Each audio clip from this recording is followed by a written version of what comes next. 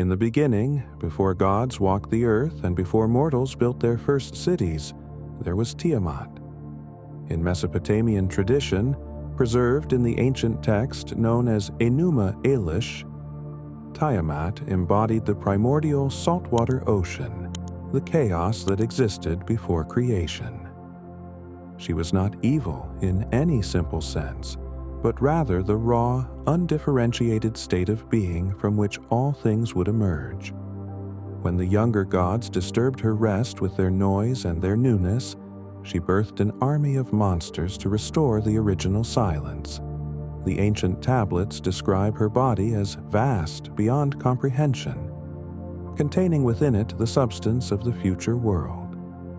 When the god Marduk finally defeated her, he did not simply destroy chaos, but transformed it. Her body was divided, one half becoming the vault of heaven, the other becoming the foundation of earth. Her tears became the sources of the Tigris and Euphrates rivers, life-giving waters flowing from the body of primordial chaos. In this way, the Mesopotamians understood that creation and destruction were not opposites, but intimately connected, that the world itself was built from the substance of the first monster, and that chaos could never be truly destroyed, only transformed into new forms.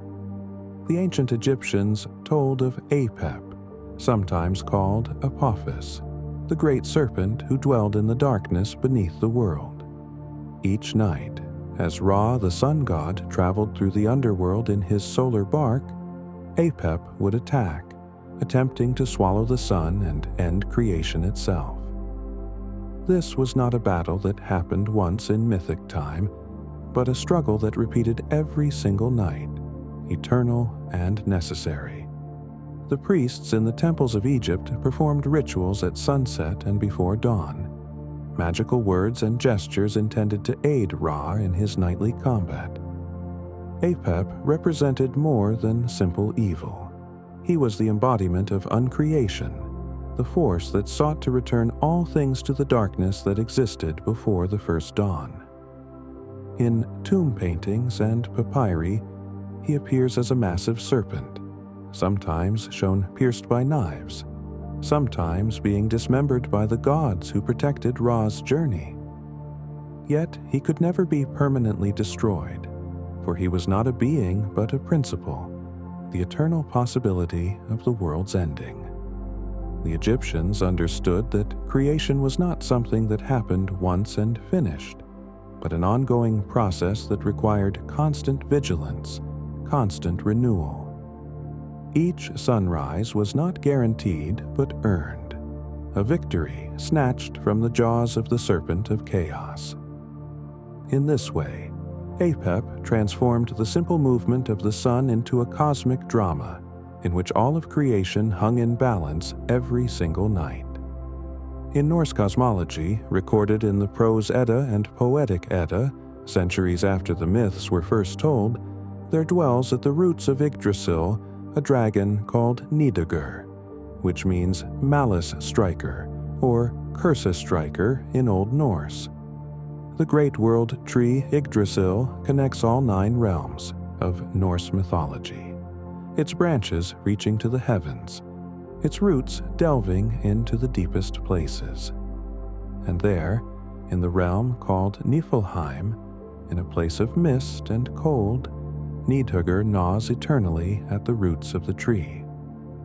This is not mindless destruction, but something more complex, for the dragon also feeds upon the corpses of oath-breakers and murderers, those whose crimes have placed them beyond the bounds of honorable society. The tree itself is always in tension, with the eagle at its crown and the dragon at its roots passing insults through a squirrel named Ratatoskr, who runs up and down the trunk. Some scholars suggest that Nidhugr represents the forces of decay and entropy that work against order, that his gnawing is the slow wearing away of all structures, even cosmic ones. In the prophecy of Ragnarok, the dragon is said to survive the ending of the world, flying through the sky with corpses hanging from his wings. He is one of the few beings explicitly stated to continue beyond the world's destruction, suggesting that whatever comes after, the forces of dissolution will persist, eternal and patient, waiting to begin their work again. The Greek tradition tells us of the Hydra, a serpent with multiple heads that made its lair in the swamps of Lerna. The creature was said to be the offspring of Typhon and Echidna, two primordial monsters who gave birth to many of the creatures that would plague heroes in later ages. The Hydra's breath was poisonous, its blood so toxic that even its scent could kill. But its most terrifying feature was its regeneration. Each time one of its heads was severed, two more would grow in its place, making it seemingly impossible to defeat through conventional combat. The hero Heracles, undertaking the second of his 12 labors, discovered that only by cauterizing each neck stump with fire could he prevent the regeneration. One head was immortal and could not be destroyed, so he buried it beneath a great boulder, trapping it for eternity rather than destroying it. The Hydra represented a particular kind of problem, the challenge that grows worse with each conventional solution, the enemy that becomes stronger through resistance. Ancient audiences would have understood the metaphor, recognizing in the many-headed serpent those problems in life that multiply when attacked directly, that require not brute force but cleverness and the right application of opposing elements. The Hydra's poison was so potent that Heracles dipped his arrows in it, making them deadly for the rest of his labors, so that even in death the monster served the hero's purposes. In Chinese tradition, stretching back thousands of years and recorded in texts like the Shanhai Jing, the classic of mountains and seas, dragons occupy a place completely different from their European counterparts. The Long, as they are properly called, are not evil creatures hoarding gold, but celestial beings associated with water, weather, and imperial authority. They bring the rains that make crops grow, control rivers and seas, and serve as emblems of wisdom and power. A Chinese dragon has the body of a serpent, the scales of a fish, the claws of an eagle, and often the antlers of a deer. They can shrink themselves to the size of a silkworm, or expand to fill the space between heaven and earth. They dwell in palaces beneath the ocean, in rivers, and in the clouds themselves. 4 dragon kings rule the seas in each cardinal direction, and the dragon is one of the 4 sacred animals that represent the cardinal points and seasons. To be compared to a dragon was the highest compliment, and the emperor himself was said to sit on the dragon throne, his robes decorated with 5 clawed dragons that no commoner could wear. This difference between Chinese and European dragons reveals something profound about how different cultures conceived of power and nature. Where European tradition saw serpents as enemies of divine order to be slain, Chinese tradition saw them as embodiments of natural forces to be respected and harmonized with. Neither wholly good nor wholly evil, but powerful and worthy of reverence. The feathered serpent of Mesoamerica appears across many cultures with different names: Quetzalcoatl to the Aztecs, Kukulkan to the Maya, a being that transcended simple monster status to become a creator god and cultural hero. The name Quetzalcoatl means precious feather serpent, and depictions show a serpent adorned with the green quetzal bird's tail feathers, combining the earthly power of the serpent with the heavenly nature of the bird. According to tradition, Quetzalcoatl was one of the gods who helped create the current world, the 5th sun in Aztec cosmology. He descended to the underworld to gather the bones of previous humans, bleeding upon them to bring the current race of humans into being. he taught humans agriculture, the calendar, arts and crafts, making him not a monster to be feared, but a patron to be honored. Yet the mythology is complex, for Quetzalcoatl was also said to have been a human priest-king who was driven into exile by the sorcery of Tezcatlipoca, another god, sailing away to the east with a promise to return. When the Spanish conquistadors arrived from the east, some accounts suggest the Aztecs initially wondered if Hernán Cortés might be the returning Quetzalcoatl, a tragic confusion if true.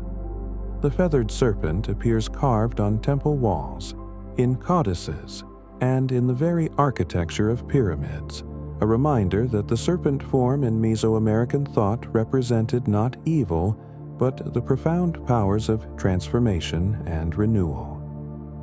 In the Volsunga saga, preserved in Icelandic manuscripts but telling stories much older, we encounter Fafnir, who began his existence not as a dragon but as a dwarf. He and his brother Regin were the sons of Hreidmar, and when the god Loki accidentally caused the death of their brother Otr, the gods paid compensation in the form of cursed gold that had belonged to the dwarf Andvari, who laid a curse upon it. Fafnir's greed for this treasure was so consuming that he killed his own father to possess it entirely, then transformed through his avarice into a great dragon. He made his lair on Gnitaheidr, the glittering heath, lying upon the cursed hoard, breathing poison. His very presence made the land around him desolate. The transformation from dwarf to dragon was not magical spell, but the physical manifestation of inner corruption, greed so profound that it changed his very form. Eventually, the hero Sigurd, guided by Regin, dug a pit in the path Fafnir used when going to drink, and stabbed upward through the dragon's vulnerable belly. When Sigurd tasted Fafnir's blood, he gained the ability to understand the language of birds, who warned him that Regin planned to betray him. The tale of Fafnir became one of the most influential dragon stories in Western tradition, inspiring everything from Wagner's Ring Cycle to Tolkien's Smaug. But at its heart, it is a meditation on how desire, unchecked, can transform a person into something monstrous, how the possession of wealth can become a kind of prison, isolating its possessor from all human connection. The world serpent Jormungandr, called in Old Norse the Midgardsormr, or Midgard serpent, is one of 3 monstrous children born to the god Loki and the giantess Angerboda. The gods, fearing the prophecies about these children, cast the serpent into the ocean surrounding Midgard, the world of humans. There, Jormungandr grew so immense that he encircled the entire world and grasped his own tail in his jaws, becoming the living boundary between the known world and the outer chaos. He rests on the ocean floor, his body defining the limits of the mapped world. Twice in the myths, the god Thor encounters Jormungandr, and twice fails to destroy him. Once, Thor, disguised as a young man, goes fishing with the giant Hymir, using an ox head as bait. Jormungandr takes the bait, and Thor nearly succeeds in pulling him up, but Hymir, terrified, cuts the fishing line at the crucial moment. The prophecy of Ragnarok, the doom of the gods, states that Thor and Jormungandr will meet a 3rd time in final combat. Thor will succeed in slaying the serpent, but will then walk 9 paces before falling dead himself, killed by the serpent's poison. The image of the serpent swallowing its own tail, called the Ouroboros in other traditions, became a powerful symbol of eternity, of cycles without beginning or end, of completion and containment. Jormungandr represents the boundary itself, the living edge between cosmos and chaos, and his destined release during a Ragnarok signals not just a battle, but the unraveling of all boundaries, the returning of the world to the chaos from which it was formed. In the sagas of Iceland, particularly the Eyrbyggja saga and Grettis saga, we encounter the Draugr, and we must be very careful here not to confuse these beings with modern zombie depictions. A Draugr was a dead person who remained in their burial mound or tomb, possessing their own corpse and taking on supernatural powers. They were not mindless, but retained the personality, grudges, and even skills they possessed in life. The Draugr could increase in weight and size, becoming impossibly heavy, crushing those who tried to move them. They possessed superhuman strength and could shapeshift, sometimes appearing as a seal or a bull. Some could enter the dreams of the living, haunting them night after night. The most famous Draugr in the sagas is Glamr, a shepherd who died on Christmas Eve and returned as something terrible. The hero Grettir battled Glamr in a fight that lasted through the night, with Glamr deliberately dragging the fight outdoors so he could lay eyes on Grettir in the moonlight and curse him. Even after Grettir succeeded in decapitating the Draugr, he was left cursed with fear of the dark for the rest of his life. The Draugr represented the dangerous dead, those whose deaths were improper or who had been so malicious in life that they refused to rest. Communities would take elaborate precautions with certain burials, including carrying the corpse out through a hole knocked in the wall rather than the door, so the spirit couldn't find its way back, or positioning the body in the grave in specific ways. The Draugr were not allegories but beings the saga audience believed in, threats that required specific countermeasures, proof that death was not always an ending but sometimes merely a transformation into something worse. The European vampire traditions that existed before Bram Stoker's Dracula were quite different from the literary versions that would later develop. In Slavic and Romanian folklore, collected by scholars from oral traditions, the vampire was not an aristocratic seducer, but often a peasant returned from death, more corpse than person, bringing disease and misfortune to their former community. Archaeological excavations have uncovered burials from medieval Eastern Europe showing clear anti-vampire practices, bodies positioned face down, heavy stones placed on top, iron stakes driven through the chest, or stones placed in the mouth to prevent the corpse from feeding or rising.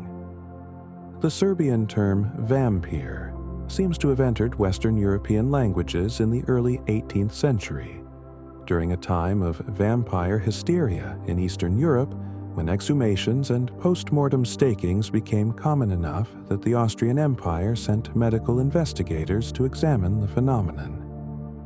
These investigators, trained in Enlightenment rationality, attempted to explain the apparent signs of vampirism: blood around the mouth, groaning sounds from coffins, bodies that seemed undecayed, through natural processes like bloating and the purging of blood and fluids that occur during decomposition.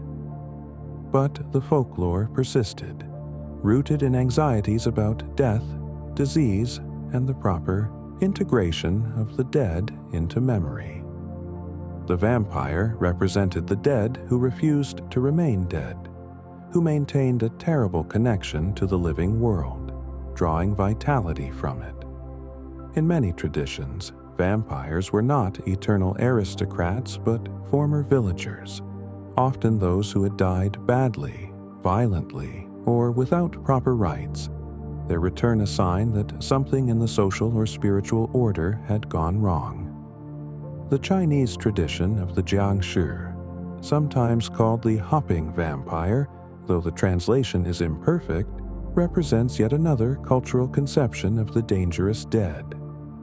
In tales collected by Pu Songling in the Qing Dynasty compilation, Strange Tales from a Chinese Studio, and in later folklore, The jiangshi is a corpse reanimated through various means. A restless spirit returning, the influence of dark magic, or simply improper burial. The jiangshi moves by hopping because its body is stiff with rigor mortis, arms outstretched, often dressed in the clothing of Qing dynasty officials. It is typically depicted as blind or nearly so, locating living beings by sensing their breath or qi, their life energy. Because of this, one defense against a jiangshi in folklore is to hold your breath when one is near, or to stick a paper talisman written by a Taoist priest on the creature's forehead, which will cause it to become dormant. The jiangshi represents a particular Chinese conception of death as a process requiring proper ritual completion. If the Han and Po souls do not separate correctly, if burial rites are incomplete, if the body is disturbed, the result can be this tragic creature, neither fully dead nor alive, trapped in its own corrupted corpse. Unlike Western vampires, the jiangshi typically does not drink blood, but rather drains qi, the life force, from living beings, reflecting Chinese concepts of vitality and energy. The creature became a staple of Hong Kong cinema in the 1980s, but the roots of the tradition extend back centuries, another manifestation of humanity's need to give form to anxieties about death and its aftermath. The Greek Sphinx differed dramatically from the famous Egyptian Sphinx at Giza, though both were called by the same name in later tradition. The Greek Sphinx, as described by Hesiod in the Theogony and in the story of Oedipus, was a female creature with the head of a woman, the body of a lion, and wings of a bird. She was said to be the daughter of Echidna, and either Orthrus or Typhon, making her sister to the Chimera and the Nemean lion, part of a monstrous lineage. The Sphinx came to Thebes and made her lair on Mount Phisium, stopping all travelers with her famous riddle. What walks on 4 legs in the morning, 2 legs at noon, and 3 legs in the evening? Those who could not answer correctly, which was nearly everyone, she would strangle and devour. The name Sphinx itself comes from the Greek word for to strangle. She represented not just physical threat but intellectual danger, the peril of ignorance and the inability to solve the puzzles life presents. When Oedipus correctly answered that the answer was man, who crawls as an infant, walks upright in maturity, and uses a cane in old age, the Sphinx was so devastated that she threw herself from her rocky perch and died, or in some versions was killed by Oedipus.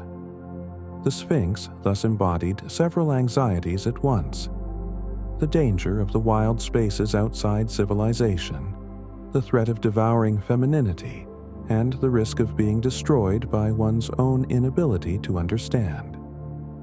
Her defeat through wit rather than strength suggested that some monsters must be overcome through wisdom rather than warfare. The Egyptian Sphinx, by contrast, was typically male and represented royal power and divine protection rather than monstrous threat. The Great Sphinx of Giza, carved from limestone bedrock during the reign of Pharaoh Khafra around 2500 BCE, has the body of a lion and the head of a pharaoh, facing east toward the rising sun. It served as a guardian figure, protecting the pyramids and the dead within. In Egyptian art, sphinx-like creatures with various heads appear as guardians and symbols of pharaonic power. They were called Shapeshifters, meaning living image, and represented the pharaoh's power to destroy Egypt's enemies. The difference between Greek and Egyptian conceptions of the Sphinx reveals how the same basic form, human head, lion body, could be given completely opposite meanings by different cultures. Where the Greeks saw a monster that must be outwitted, the Egyptians saw a protective force, the living representation of divine kingship. This should remind us that monsters are not universal archetypes, but culturally specific creations, their meanings shifting dramatically across boundaries of time and geography. What is guardian to one people may be monster to another. What is wise to one culture may be threatening to the next. The centaurs of Greek mythology, creatures with the upper body of a human and the lower body and legs of a horse, represented the tension between civilization and barbarism in Hellenic thought. Most centaurs were depicted as wild, drunken, and given to violence, particularly when wine was involved. The most famous centaur incident occurs at the wedding of Pirithous, king of the Lapiths, where the centaurs, invited as guests, became drunk and attempted to carry off the bride and other women. This triggered a great battle, the Centauromachy, which was depicted on temples and public buildings throughout the Greek world, including the Parthenon. The centaurs represented the bestial side of human nature, the ease with which civilization could give way to savagery and violence. Yet not all centaurs fit this pattern. Chiron, who was of different lineage than the others, was wise and civilized, teacher to many heroes including Achilles and Asclepius. His wisdom and his eventual tragic death, accidentally poisoned by Heracles with an arrow tipped in hydra venom, suffering endlessly because he was immortal, until he agreed to give up his immortality to end the pain, made him the exception that proved the rule.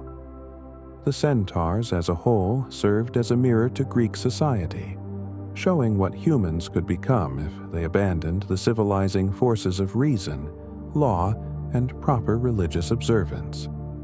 They were particularly associated with wild places, mountains, and forests, where the boundaries of civilization grew thin. The Minotaur of Crete, with the body of a man and the head of a bull, was born from an act of divine punishment and human defiance. King Minos of Crete failed to sacrifice a beautiful white bull to Poseidon as promised, instead keeping it for his own herd. In revenge, Poseidon caused Minos' wife Pasiphae to fall in love with the bull. Through the craftsmanship of Daedalus, who built a hollow wooden cow for her to hide inside, Pasiphae consummated this unnatural passion, and the Minotaur was born, Asterion as he was properly named, meaning starry one. Minos, horrified and ashamed, had Daedalus construct an elaborate labyrinth beneath his palace, a maze so complex that anyone entering would be forever lost.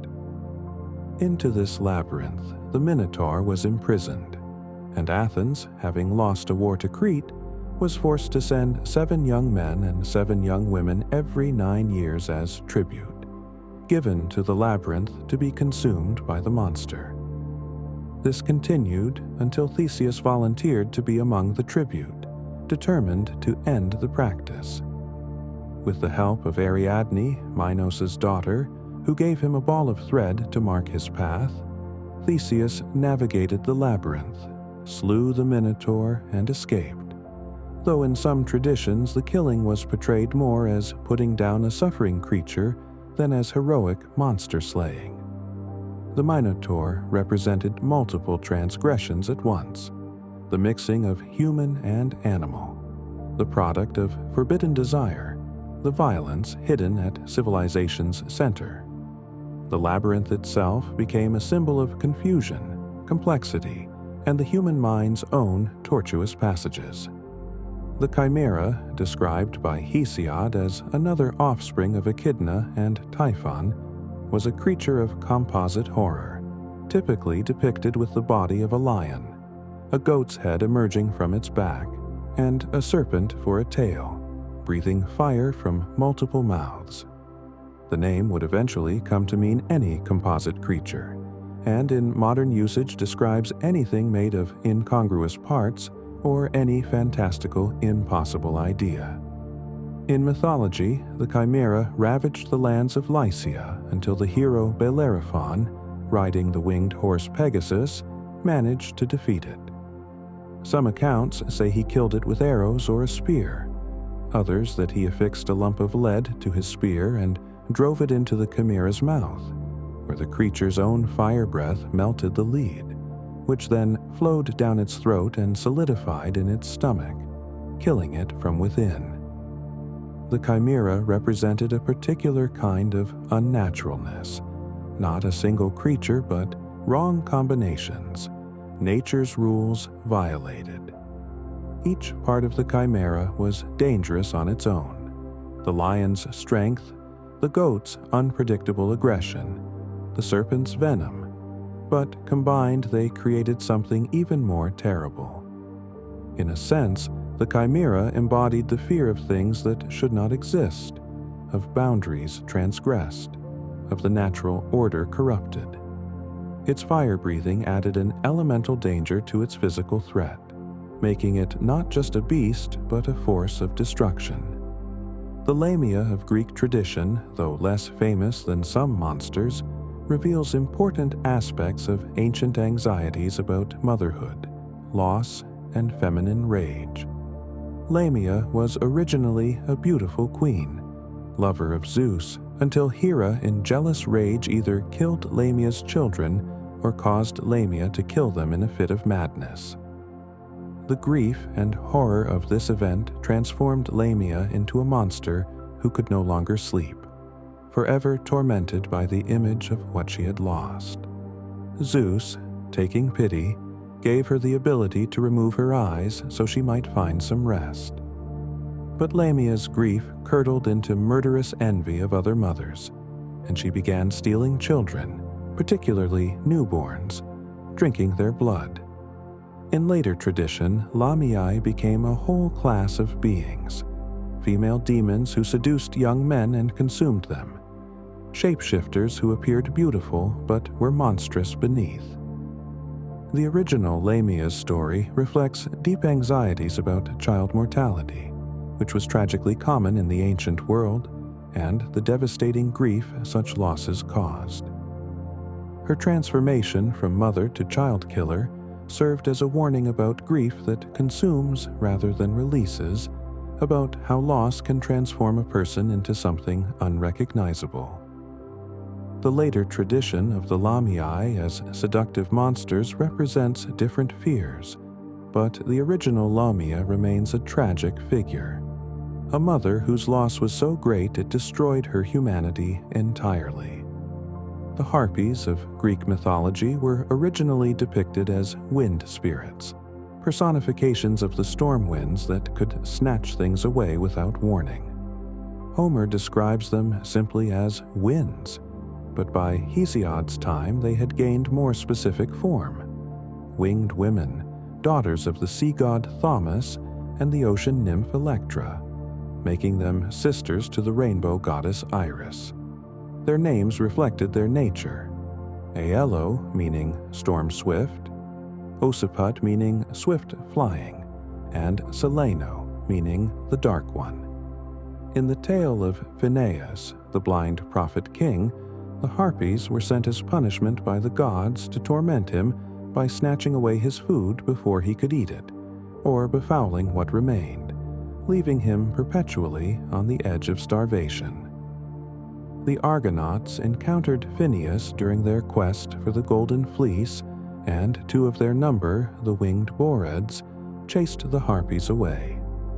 In some versions, they were about to kill the Harpies when Iris intervened, promising they would trouble Phineus no more. The Harpies represented sudden loss, the snatching, a way of sustenance or hope, the way fate or divine will could deprive mortals of what they needed most. Later traditions would make them more monstrous, foul creatures rather than swift spirits, but in their original conception, they were neither evil nor good, simply agents of divine punishment, embodiments of the stealing wind that takes without warning and leaves only emptiness behind. The sirens appear in Homer's Odyssey as creatures dwelling on an island in the Mediterranean, surrounded by the bones of sailors who stopped to listen and never left. Homer never explicitly describes their appearance, which has led to confusion across the centuries.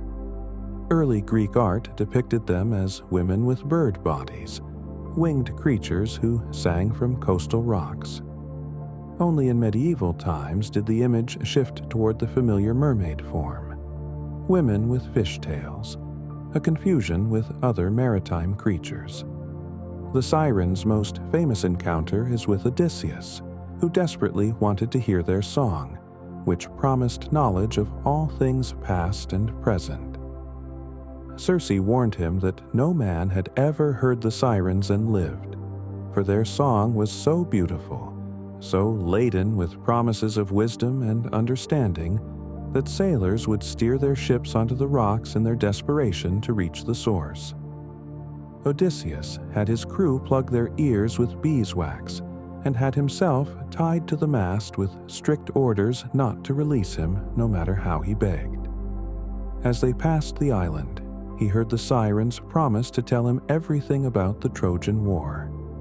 Everything that had happened to Greeks and Trojans both, all the secret knowledge of the world. He screamed and struggled to be released, but his crew, unable to hear his pleas or the song, rowed on until they were safely past.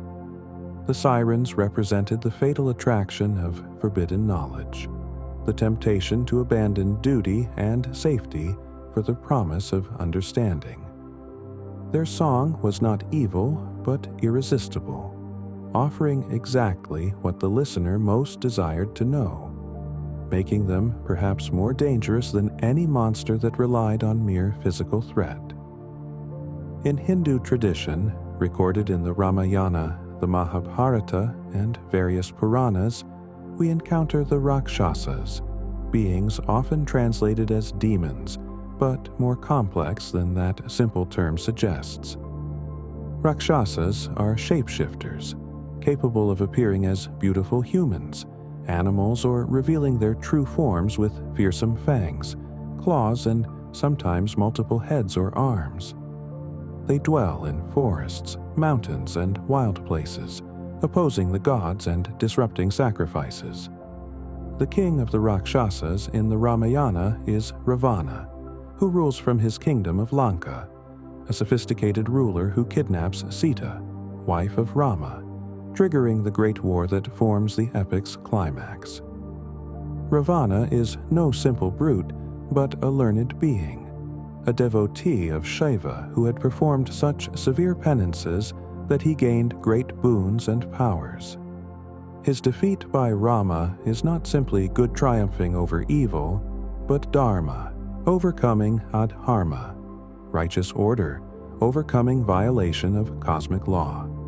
Some Rakshasas serve the gods, and not all are wicked. They represent chaos and wilderness in opposition to civilization and ritual purity, but also possess their own culture, cities, and codes of conduct. They can marry humans and gods, and their offspring inherit mixed natures. In this way, Hindu tradition presents a more nuanced view than simple monster stories, showing beings that are dangerous and threatening but not reducible to pure evil. Creatures that occupy an important position in the cosmic order, providing opposition and challenge that allows heroes and gods to demonstrate righteousness. The Japanese oni, demons or ogres depending on translation, appear throughout folklore and Buddhist tradition as beings of terrifying power. Typically depicted with red or blue skin, wild hair, horns, tusks, and wearing tiger skin loincloths, oni carry iron clubs and possess tremendous strength. But their origins are complex. Some oni were once human, transformed by extreme negative emotions like jealousy, rage, or hatred. Others are beings of Buddhist hell who serve as wardens and torturers, punishing the wicked in afterlife. Still others are nature spirits, powerful but not necessarily evil. The story of Shuten Doji tells of a powerful Oni who lived on Mount Oe with a band of Oni followers, terrorizing Kyoto by abducting young nobles. The hero, Minamoto no Raiko, and his companions infiltrated the Oni's stronghold disguised as monks, got Shuten Doji drunk on poisoned sake, and beheaded him while he slept. Even severed, the Oni's head supposedly flew through the air and bit one of the warriors' helmets. Such was its ferocity. Oni appear in the Setsubun festival, celebrated in early February, where people throw roasted soybeans while saying, Oni wa soto, fuku wa uchi. Demons out, luck in. Ritually expelling evil influences from homes and businesses. The Oni thus serve multiple functions in Japanese culture. They are antagonists in stories, embodiments of human vice, supernatural enforcers of Buddhist moral law, and ritual scapegoats who carry away misfortune. Their fearsome mask-like faces appear as protective talismans, the idea being that such fierce images can frighten away other evil spirits, demons fighting demons. Ganesha, the elephant-headed god of Hinduism, requires careful handling in any discussion of mythological beings, for he is not a monster, but one of the most beloved and widely worshipped deities in Hindu tradition. Yet his form, human body with elephant head, places him in the category of hybrid beings that occur across world mythology. According to the Puranas, there are several accounts of how Ganesha received his elephant head. In the most common telling, the goddess Parvati created Ganesha from the dirt and oil of her own body, bringing him to life to guard her door while she bathed. When Shiva, her husband, returned and tried to enter, Ganesha refused him passage, not knowing who he was. Enraged, Shiva struck off Ganesha's head. When Parvati emerged and discovered what had happened, her grief and fury shook the cosmos. To appease her, Shiva promised to replace the child's head with that of the first creature he found sleeping with its head facing north. That creature was an elephant. Ganesha was restored to life, and Shiva adopted him as his own son, granting him lordship over all of Shiva's attendants. Ganesha is worshipped as the remover of obstacles, the patron of arts and sciences, the lord of beginnings. His elephant head represents wisdom, the discriminating intellect that can distinguish between truth and illusion. His worship typically begins any important undertaking, any puja or ceremony. This demonstrates how the same type of form, human with animal head, can be sacred in one tradition and monstrous in another. Reminder that our categories of monster versus divine being are cultural constructs, not universal truths. The Greek god Hades gives his name to the underworld realm he rules, and the distinction between deity and place is often blurred in ancient sources. Hades is not himself a monster, being one of the three brothers who divided the cosmos, Zeus taking the sky, Poseidon the sea, and Hades the realm of the dead. Yet his domain is populated with monstrous guardians, and his mythology influenced how death and its aftermath were conceived. The realm of Hades is separated from the world of the living by several rivers: the Styx, the Acheron, the Cocytus, the Phlegethon, and the Lethe. To cross the Styx, the dead must pay Charon the ferryman, which is why Greeks placed coins on the eyes or in the mouth of the deceased. Those who could not pay were condemned to wander the shores for 100 years.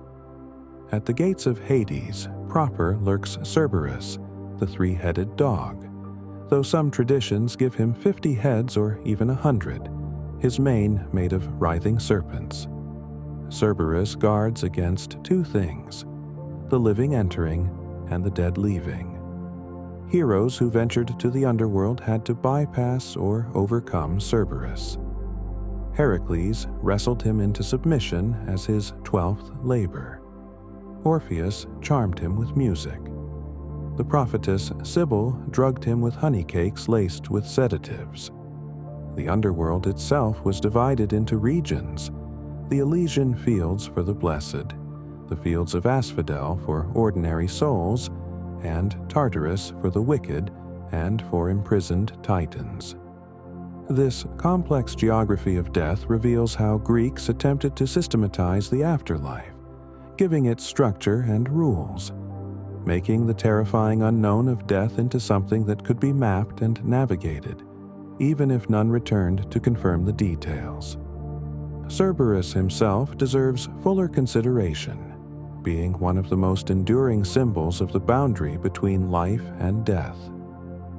Hesiod's Theogony describes him as one of the monstrous children of Typhon and Echidna, making him brother to the Hydra, the Chimera, and the Sphinx, all creatures that heroes would battle in later myths.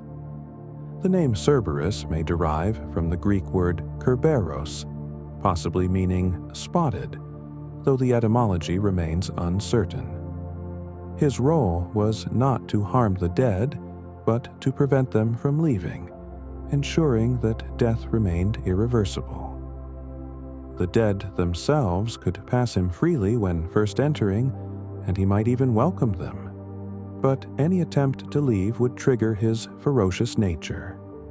This made him less a monster to be defeated than a cosmic principle made flesh, the guardian of an absolute boundary. The fact that several heroes managed to bypass him through strength, music, or trickery suggests that Greek thought aloud for the possibility that exceptional individuals might briefly violate even this fundamental rule, though they could not do so permanently. The three heads have been interpreted various ways: past, present, and future, birth, life, and death, or simply the ability to watch multiple directions at once. Some artistic depictions show a serpent for a tail. Others show multiple serpent heads growing from his body, making him a kind of composite creature like other members of his monstrous family. His bark was said to echo throughout the underworld, announcing arrivals and warning against attempted departures. The Egyptian god Anubis, depicted with the head of a jackal and the body of a man, served as guardian of tombs and guide of souls in the journey after death. Anubis was particularly associated with mummification, and priests performing embalming rituals would wear masks depicting his jackal head, becoming living representatives of the god during the sacred process of preparing the body for eternity. The choice of the jackal was practical as well as symbolic. Jackals were scavengers, often seen in cemeteries, and by making a jackal the protector of the dead, the Egyptians transformed a potential threat into a guardian. In the famous scene of the weighing of the heart, depicted in countless copies of the Book of the Dead, Anubis oversees the scales as the deceased's heart is weighed against the feather of Ma'at, symbol of truth and justice. If the heart, heavy with sin, outweighed the feather, it would be devoured by Ammit, the devourer of the dead. If the heart balanced, the soul could proceed to the blessed afterlife. Anubis thus served a crucial role in determining who would achieve eternity and who would face obliteration. He was not himself a monster, but a psychopomp, a guide of souls, yet his form, human body with animal head, and his association with death and judgment gave him a quality both protective and terrifying. To be in Anubis's presence meant you had died, that your moment of judgment had arrived, that all disguise and deception would be stripped away and your true heart revealed. Ammit, the devourer mentioned in Anubis's context, deserves her own consideration.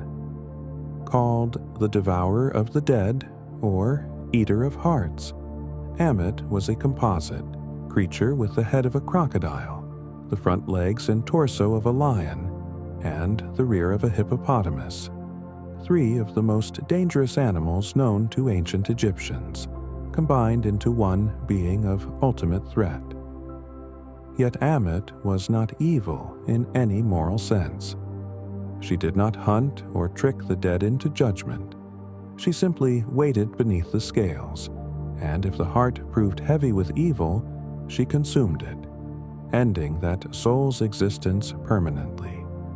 This was called the second death, complete obliteration from which there was no return, no afterlife, no continuation. The Egyptian conception of justice required that some souls not continue, that some lives had been lived so badly that they forfeited any claim to eternity. Ammit was the executioner of this justice, mindless and inevitable. Her composite form suggested that she embodied the most dangerous aspects of the natural world, channeled into service of cosmic justice. She dwelled in the Hall of Two Truths where judgment occurred, but she was not worshipped and had no cult. She simply existed as necessity, the final consequence of a life lived in violation of Ma'at, the fundamental order of the universe. The Greek Furies, called Erinyes in Greek and later the Eumenides, the kindly ones, a euphemism born of fear, were ancient goddesses of vengeance who predated the Olympian gods. According to Hesiod, they were born from the blood of Uranus when Cronus castrated him, making them primordial powers connected to the oldest violence in the cosmos. They were typically depicted as women with snakes for hair, bloodshot eyes weeping tears of blood, bat wings, and dog heads in some traditions. Their purpose was to pursue those guilty of certain crimes, particularly murder of kin and violation of hospitality oaths. They would torment the guilty with madness, giving them no rest, hounding them to death or beyond. The most famous victim of the Furies is Orestes, who killed his mother Clytemnestra to avenge his father Agamemnon. Though Orestes acted on the command of Apollo and was ultimately acquitted by a jury of Athenians in a trial overseen by Athena, the Furies pursued him relentlessly until that acquittal. The Oresteia, Aeschylus's trilogy of plays, deals extensively with the Furies and their role in justice. After Orestes' acquittal, Athena persuaded the Furies to accept a new role, becoming the Eumenides, protectors of justice and Athens rather than simple avengers. This transformation represented a shift in Greek thought from blood vengeance to civic justice, from the ancient way where murder demanded murder in endless cycles to a system where trial and verdict could end the cycle. Yet, even transformed, the Furies retained their terrifying aspect, for they represented the principle that some crimes must be punished, that justice cannot be avoided, that there are deeds that stain so deeply that the cosmos itself demands accounting. In Japanese folklore, the kitsune, or fox spirits, occupy a complex position between helpful and harmful, divine messenger and trickster. Foxes in Japanese tradition gain magical powers as they age, growing additional tails until the most powerful possess 9 tails and white or golden fur. These Kyuubi no Kitsune 9-tailed foxes have lived for 1,000 years or more and possess wisdom and power approaching that of gods. Kitsune can shapeshift, most commonly appearing as beautiful women, though they sometimes retain fox-like features, a tail, shadow, or reflection that reveals their true nature. Some kitsune serve the Shinto kami Inari, deity of rice, fertility, and prosperity, acting as messengers and guardians of Inari shrines throughout Japan. These kitsune are beneficent, bringing good fortune to those who honor them. Other kitsune are independent tricksters, or even malicious spirits who possess humans, cause fires, or lead travelers astray with foxfire, ghostly flames that float through the night. The most famous kitsune tale involves Tamamo no Mei, a beautiful courtesan who was actually a nine-tailed fox in disguise, who bewitched Emperor Toba in the Heian period. When discovered, she fled and was hunted by the emperor's greatest warriors, finally killed. But her spirit remained in the Sessho Seki, the killing stone, a boulder that killed any who approached it. The stone was finally split open by a Buddhist monk centuries later, releasing her spirit. Kitsune represent the ambiguity of nature spirits, beings that can be benevolent or malevolent depending on how they are treated, how humans interact with them. They embody the intelligence of the wild, the knowledge that nature possesses its own awareness and agency, that it can help or harm according to its own inscrutable purposes. The Selkies of Celtic and Norse folklore, particularly from Scotland, Ireland, and Iceland, were seals that could shed their skins and become human on land. These creatures lived as seals in the ocean but would come ashore, remove their seal skins, and dance as humans in the moonlight or walk among people in towns. If a human found and hid a Selkie's skin, the Selkie would be trapped in human form, unable to return to the sea. Many folk tales tell of men who fell in love with Selkie women, hid their skins, and married them. These marriages could last years, the Selkie wife seemingly content, raising children, maintaining a household.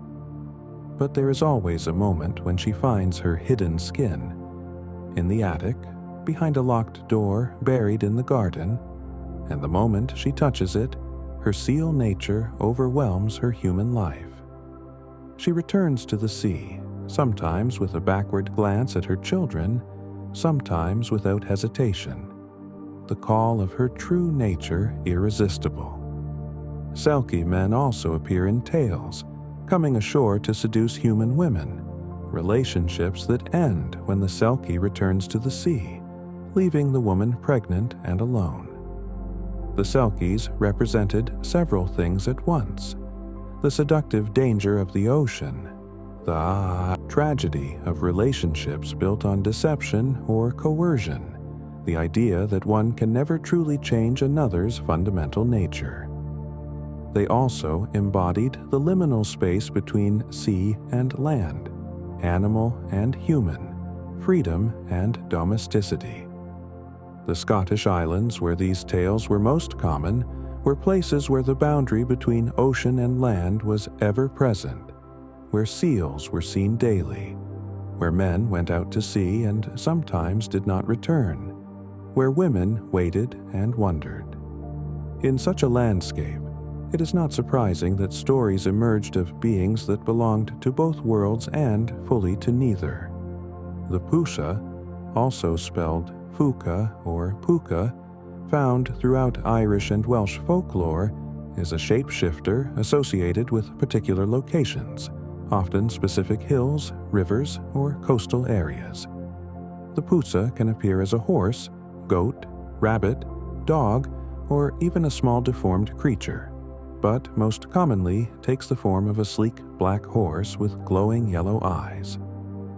As a horse, the Pucha would stand by the roadside, seeming to be a lost or riderless mount.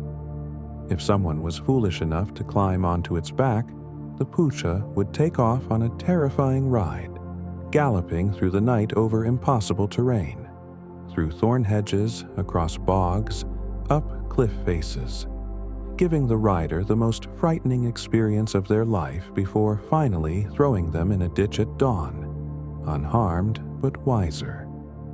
The Pucha was not truly malicious, but rather mischievous and fond of teaching lessons to the arrogant or foolish. In some stories, Pukas could speak with human voices, offering advice or prophecy. They were considered more powerful than many other fairy folk, and even the other spirits feared them somewhat. One tradition held that after the harvest, any crops left in the field after Samhain belonged to the Puta, and wise farmers would leave a small portion deliberately, an offering to ensure the Pusa's goodwill. The Puta represented the wild, untamable aspect of nature, the land's own dangerous playfulness, the reminder that even familiar landscapes held mysteries and dangers. Unlike many supernatural creatures, the puka was not usually driven away or destroyed in tales, but remained as a permanent presence, a feature of the landscape like hills or rivers, something to be respected and accommodated rather than conquered. The Wendigo tradition from Algonquian peoples of the northern forests requires extremely careful handling, both because of its sacred significance to indigenous cultures and because it has been extensively distorted by non-indigenous sources. The Wendigo, as understood in traditional Algonquian societies, was associated with winter, famine, and the taboo against cannibalism.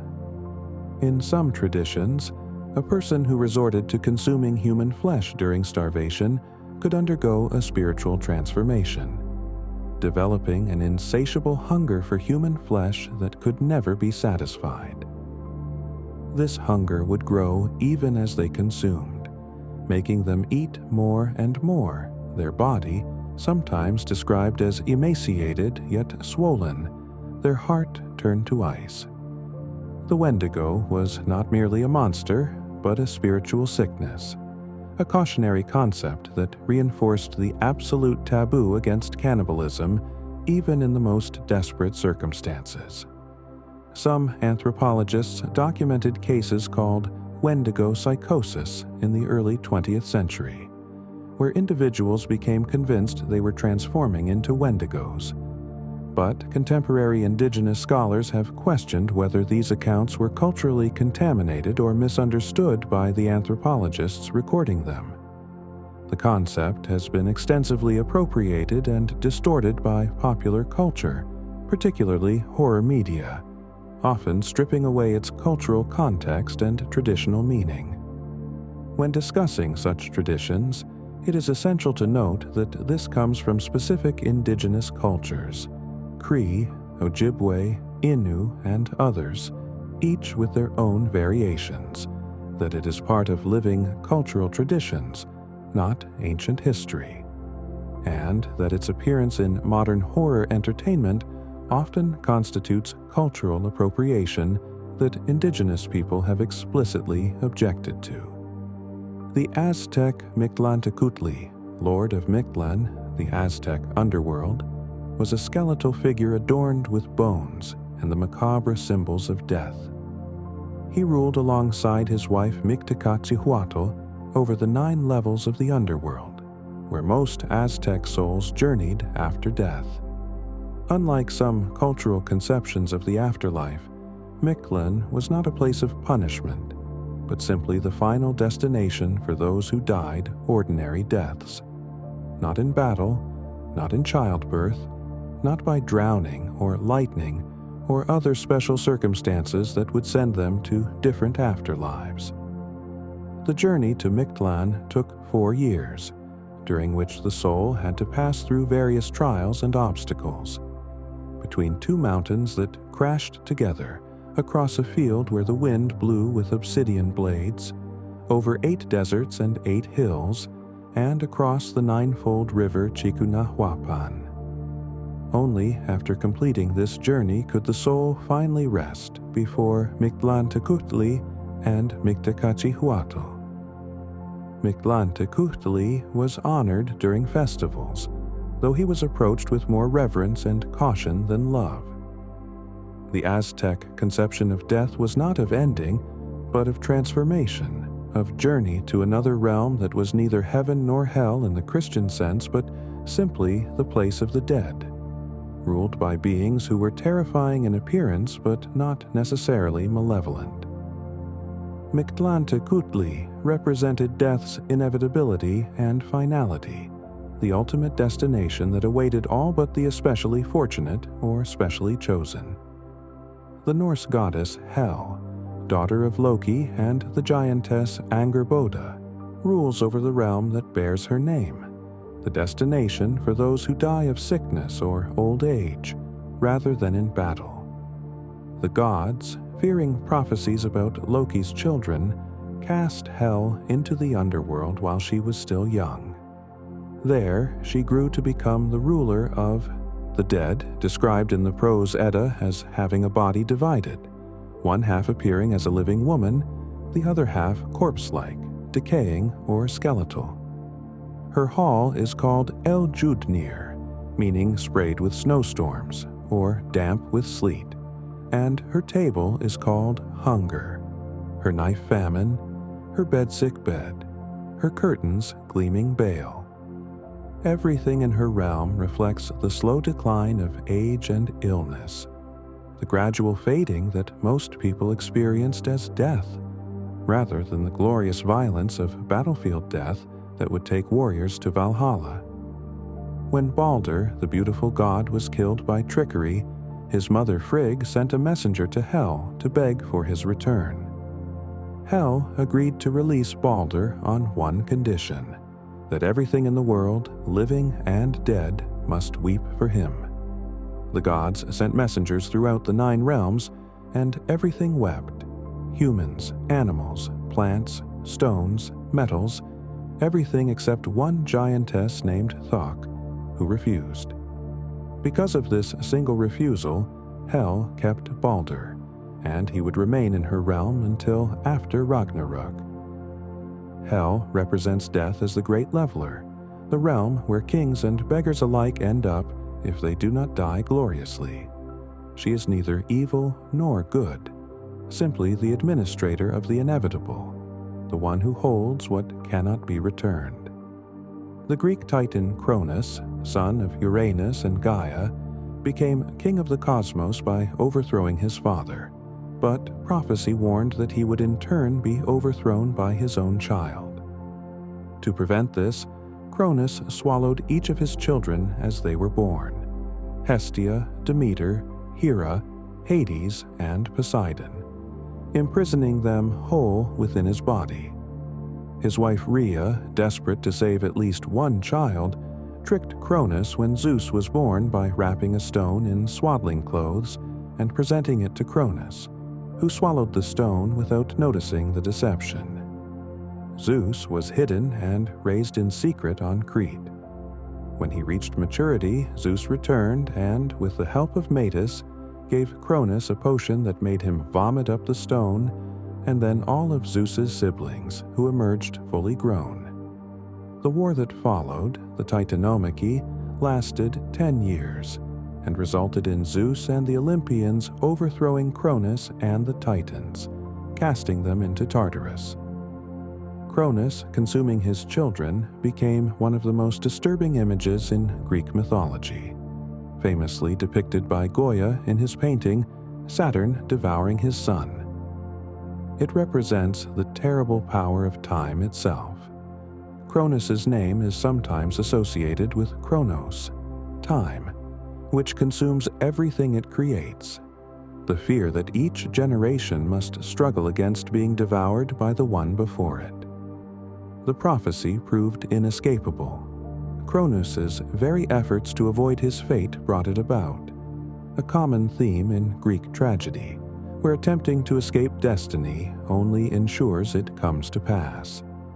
Ymir, the first being in Norse cosmology according to the prose Edda, was a primordial giant formed from the melting ice of Niflheim, meeting the fires of Muspelheim in the Sas, Great Void Ginnungagap.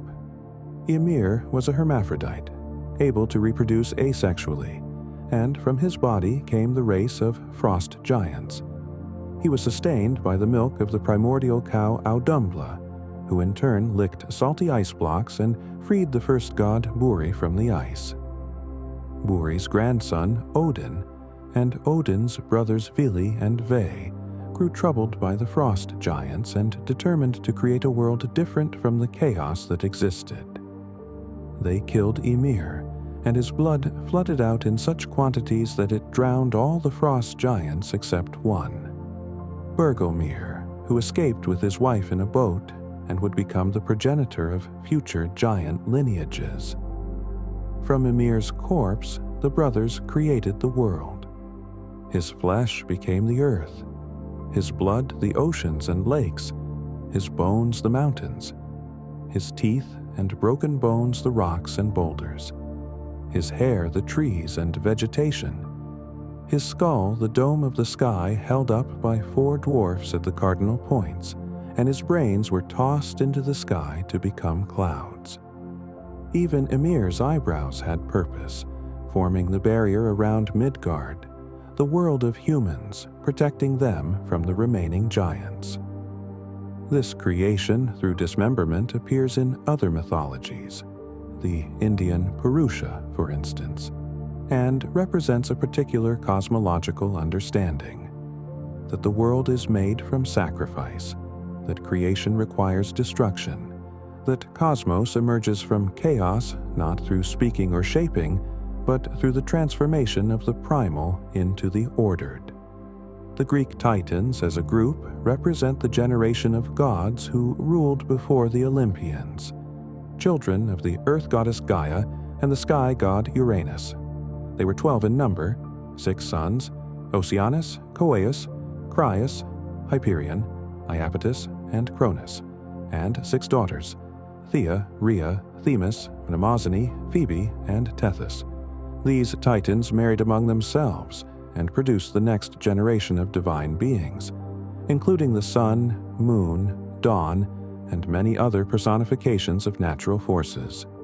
When Cronus overthrew Uranus and ruled the cosmos, it was called the Golden Age, a time when humans lived like gods without toil or suffering.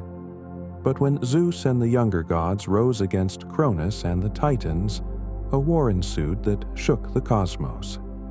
The Titanomachy lasted 10 years, with neither side able to gain advantage until Zeus freed the Cyclopes and the 100-handed ones from Tartarus, where Cronus had imprisoned them. The Cyclopes forged Zeus's thunderbolts, Poseidon's trident, and Hades' helmet of invisibility, while the 100-handed ones threw mountains at the Titans. Finally defeated, most Titans were cast into Tartarus, though some like Oceanus and Prometheus avoided imprisonment through neutrality or special circumstance. The Titans represent an older order, the forces of nature before they were civilized and organized under Olympian rule. They were not evil. Indeed, the Golden Age under Cronus was remembered as better than the ages that followed. But they represented a more primal, less ordered cosmos. Their defeat and imprisonment shows the Greek conception that civilization and order must constantly struggle against and contain the older, wilder powers. The Gigantes, often confused with the Titans but a separate race in Greek mythology, were born from Gaia's rage at Zeus for imprisoning her Titan children in Tartarus. She mixed the blood of the castrated Uranus with earth and brought forth the Gigantes, beings of enormous size and strength with serpents for legs. The Gigantomachy, the war between gods and giants, was separate from the Titanomachy, though sometimes confused in retellings.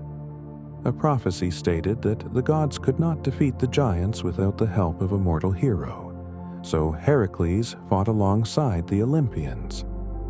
The battles took place at various locations, with different gods facing different giants.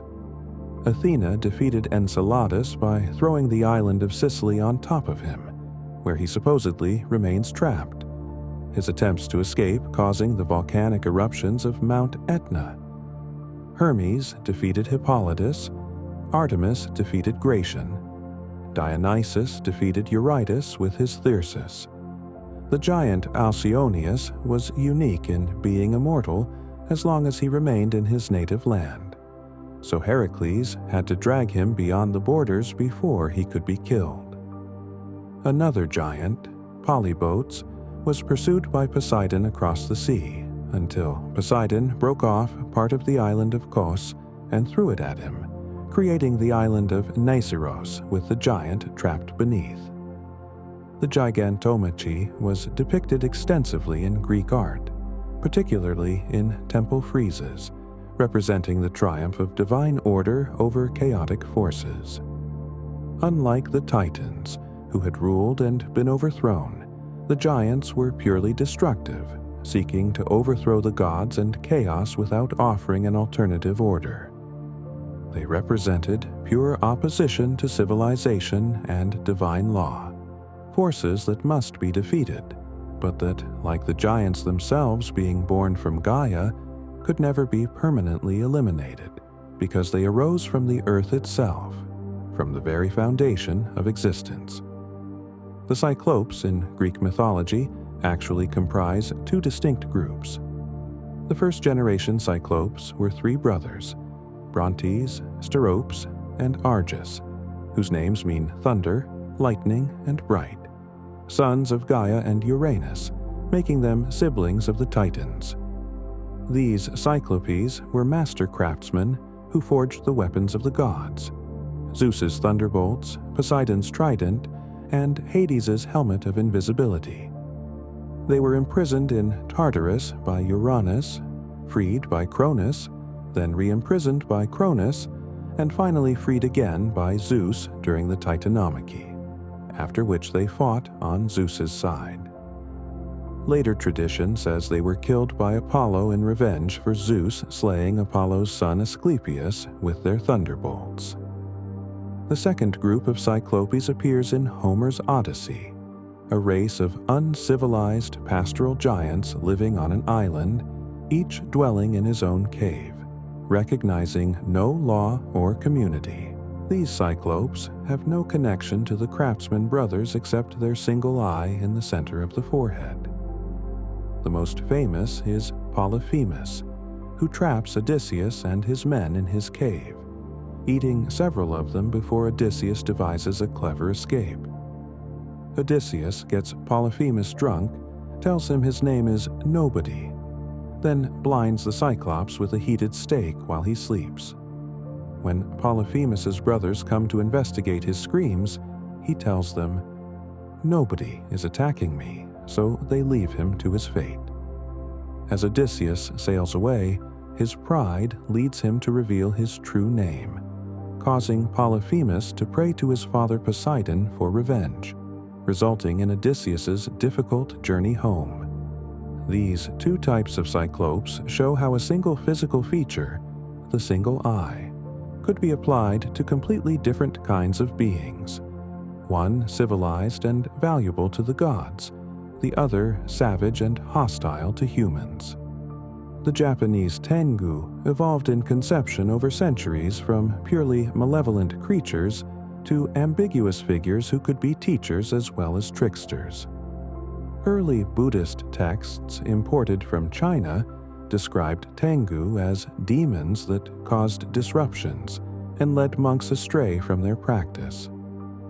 They were often depicted with bird-like features, sometimes entirely bird-headed, sometimes with beaks on otherwise human faces. Later tradition shifted toward depicting them with red faces, long noses, and dressed as Yamabushi, the mountain ascetic priests. Tengu lived in mountains and forests, particularly cryptomeria and pine trees, and could possess humans, start fires, kidnap children, and lead travelers astray with illusions. They were proud and easily offended, punishing those who showed arrogance or disrespect. Yet some Tengu were credited with teaching the arts of war. The legendary warrior Minamoto no Yoshitsune was said to have been trained in swordsmanship by the Tengu king Sojobo on Mount Kurama. Tengu carried hauchiwa, fans made from feathers, which could create great winds. The distinction between types of Tengu became formalized with Karasu Tengu, Crow Tengu, being lesser servants, and the Daya Tengu, Great Tengu, being the powerful and sometimes noble ones depicted with human faces and long noses. Some Buddhist interpretations suggested that Tengu were the reincarnated spirits of priests who had fallen into pride and arrogance, particularly those who used their knowledge of Buddhist teaching for selfish purposes. This added a moral dimension. Tengu as cautionary figures showing what spiritual practitioners could become if they abandoned humility. The Tengu represent the dangers of the mountain wilderness, the legitimate powers that dwell outside human society, and the ambiguous nature of knowledge and power that can be used for enlightenment or deception. The Hindu god Yama serves as Lord of Death and Guardian of Dharma, determining the fate of souls after death based on their actions in life. In the Vedas, Yama is described as the first man who died and found the way to the afterlife, becoming its ruler. He rides a black buffalo and carries a noose with which he draws the souls of the dying from their bodies. Yama is not cruel but absolutely just, maintaining records of every action through his assistant Chitragupta, who reads from the Book of Deeds when souls come for judgment. Two dogs, described as four-eyed, guard the path to Yama's realm, seeking out the dying. Those who lived righteously go to pleasant realms, or are reborn in favorable circumstances. Those who committed sins face punishment in various hells, Naraka, tailored to their offenses, though these punishments are not eternal in Hindu thought but purgatorial, lasting until the karma is worked off and the soul can be reborn to try again. Yama's own mythology includes his sister Yami, who desired an incestuous relationship that he refused, establishing the taboo.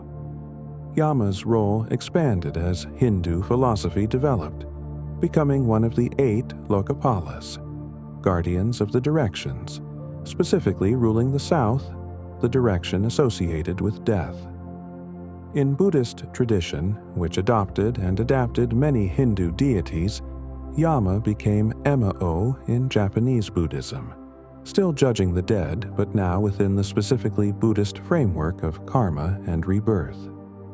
The consistency of Yama across these traditions, always just, always associated with death, always keeping perfect records, reflects the fundamental human need to believe that death is not arbitrary, that there is accounting, that justice extends beyond the visible world.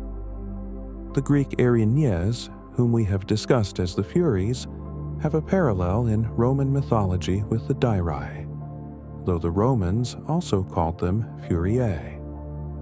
The nature of these beings shifted somewhat in the translation from Greek to Roman culture. Where the Greek Erinyes were ancient, primordial forces born from violence, the Roman conception sometimes made them servants of the gods, particularly of Pluto and Proserpina, the Roman equivalents of Hades and Persephone. Virgil, in the Aeneid, describes them as dwelling at the entrance to the underworld, and poets like Statius and Seneca depicted them as punishers in the afterlife as well as pursuers of the guilty in life. The Romans associated them with civil discord and the violations of oaths, making them enforcers of the social contract as well as blood vengeance. In Roman art, they appear with snakes, torches, and whips, agents of torture in the afterlife. The evolution from Greek to Roman conception shows how the same mythological beings could shift function as they moved between cultures, from independent primordial powers to beings incorporated into a more organized cosmic bureaucracy, from pursuers of specific crimes to general enforcers of justice and order. This reflects the Roman tendency to systematize and organize what Greek thought left more chaotic and ambiguous, to turn ancient wild powers into servants of law and state authority. Scylla, whose name means she who rends, dwelt in a narrow strait opposite to the whirlpool Charybdis, creating a navigational nightmare where sailors had to choose which danger to risk. Originally a beautiful naiad, Scylla was transformed into a monster through the jealousy of either Circe or Amphitrite, depending on which tradition one follows. In her monstrous form, she had 6 heads on long necks, each head with 3 rows of teeth and 12 tentacle-like legs. She lived in a cave on a cliff overlooking the strait, and her heads would dart down to snatch sailors from ships passing below. Odysseus, warned by Circe, chose to pass closer to Scylla than to Charybdis, reasoning that losing 6 men to Scylla's heads was better than risking the entire ship in Charybdis's whirlpool. As predicted, Scylla seized 6 of his best men, and Odysseus describes with horror watching them being lifted up, calling his name as they were devoured. The strait has been identified by some scholars as the Strait of Messina between Italy and Sicily, though this identification is disputed. Scylla remained in this location, a permanent hazard to navigation, never defeated or transformed back, simply a fact of geography, a danger that sailors must account for. Her transformation from beautiful nymph to monster serves as a warning about jealousy and the casualties of conflicts between more powerful beings. Scylla herself was not guilty, but became monstrous because she was caught between jealous goddesses. The phrase "between Scylla and Charybdis" entered language as an idiom for impossible choices, situations where both options lead to loss. Charybdis, Scylla's opposite, appears in Homer less as a creature and more as a phenomenon, a whirlpool that 3 times daily swallowed vast quantities of seawater, and 3 times daily spewed it back out. Ships caught in this cycle would be dragged down and destroyed. Later traditions personified Charybdis as a daughter of Poseidon and Gaia, who was so voracious that she stole cattle from Heracles, prompting Zeus to strike her with lightning and cast her into the sea, where she retained her insatiable hunger in the form of the whirlpool. Odysseus passed Charybdis successfully on his first traverse of the strait, but on his return journey, his ship was destroyed by Zeus's thunderbolt, punishment for his crew eating Helios's cattle, and Odysseus clung to wreckage that was swept into Charybdis's vortex. He saved himself by grabbing the branch of a fig tree growing on the cliff above and hanging there for hours until the whirlpool spat out the wreckage he had been clinging to, at which point he dropped back down and clung to it again, paddling away with his hands. The combination of Scylla and Charybdis represented different types of maritime danger: the rocks and the whirlpool, the specific predator, and the impersonal force of nature.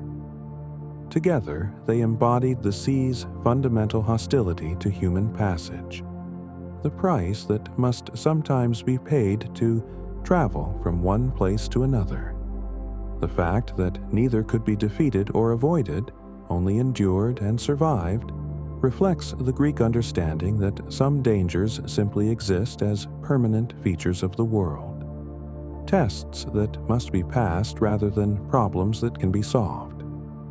Leviathan appears in the Hebrew Bible, particularly in the book of Job, as a massive sea creature representing the power of chaos that God holds in check. Job chapter 41 describes Leviathan in detail: scales so tight that no air can pass between them, breath that kindles coals, smoke pouring from its nostrils, a heart hard as stone, fearless and proud, making the mighty afraid. The description suggests a creature beyond any natural animal, something that cannot be caught with hooks or harpoons, that treats iron like straw and bronze like rotten wood, that makes the deep boil like a pot. In Job, God asks whether Job can draw out Leviathan with a fishhook or make a pet of it, the obvious answer being no. The point being that if Job cannot master Leviathan, how can he question the one who created it?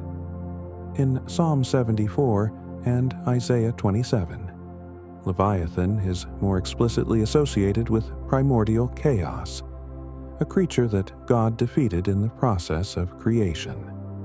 Some scholars connect Leviathan with Lotan, a seven-headed serpent from Ugaritic texts, or with Tiamat from Mesopotamian tradition, seeing these as related conceptions of chaos monsters from the ancient Near East. Later, Jewish tradition elaborated on Leviathan, with some texts suggesting that God created both a male and female Leviathan, but killed the female to prevent them from reproducing and overwhelming the world, preserving her flesh to be served at the feast for the righteous in the Messianic age. Leviathan represents cosmic forces that humans cannot control, the untamed power of the sea, and the chaos that God contains but does not destroy. For it remains as part of creation, evidence of God's power that such forces exist, yet do not overwhelm the ordered world. The behemoth appears alongside Leviathan in Job, described as a creature of the land as Leviathan is of the sea. Job 40 describes behemoth as the greatest of God's creations, with bones like bronze and limbs like iron, feeding on grass like an ox, but of such size and power that it can lie under lotus plants in swamps and marsh reeds, with the Jordan River rushing into its mouth unnoticed. Some translations identify behemoth as a hippopotamus, others as an elephant. But the mythological text seems to describe something beyond these animals, a creature representing Earth's creative power as Leviathan represents the seas. Later, Jewish tradition paired Leviathan, behemoth, and sometimes a third creature, Ziz, a giant bird, as representing the three realms of creation: sea, land, and air. These three creatures would be served at the Messianic banquet, their flesh sustaining the righteous in the world to come. The pairing of Leviathan and behemoth represents the ancient Near Eastern tradition of chaos monsters, but in biblical tradition they are firmly under God's control, creatures that display God's power rather than threatening it. They are not evil, but simply powerful beyond human comprehension, part of creation that humans must acknowledge they cannot master. The text of Job uses them to humble Job, to demonstrate that there are aspects of creation that operate on scales and principles beyond human understanding or control, that some mysteries remain mysteries. The basilisk, called the King of Serpents, has roots in ancient Greco-Roman natural history, but became elaborated through medieval bestiaries into a creature of legendary deadliness. Pliny the Elder described it as a small serpent from North Africa with a white spot on its head like a crown, so venomous that it left a trail of venom that killed plants and cracked stones, and its gaze or breath could kill. Medieval writers expanded on this, some claiming it was born from a cock's egg, hatched by a toad or serpent, giving it characteristics of multiple creatures. The basilisk came to represent absolute poison, death made manifest. Only the weasel was said to be immune to its power, and the scent of weasels could kill a basilisk. Alternatively, if a basilisk saw its own reflection in a mirror, it would die from its own gaze. Medieval travelers and natural historians reported basilisks as real creatures, and their inclusion in bestiaries alongside actual animals shows how the medieval world made little distinction between what we would call natural and supernatural. All were part of God's creation. All had symbolic meaning.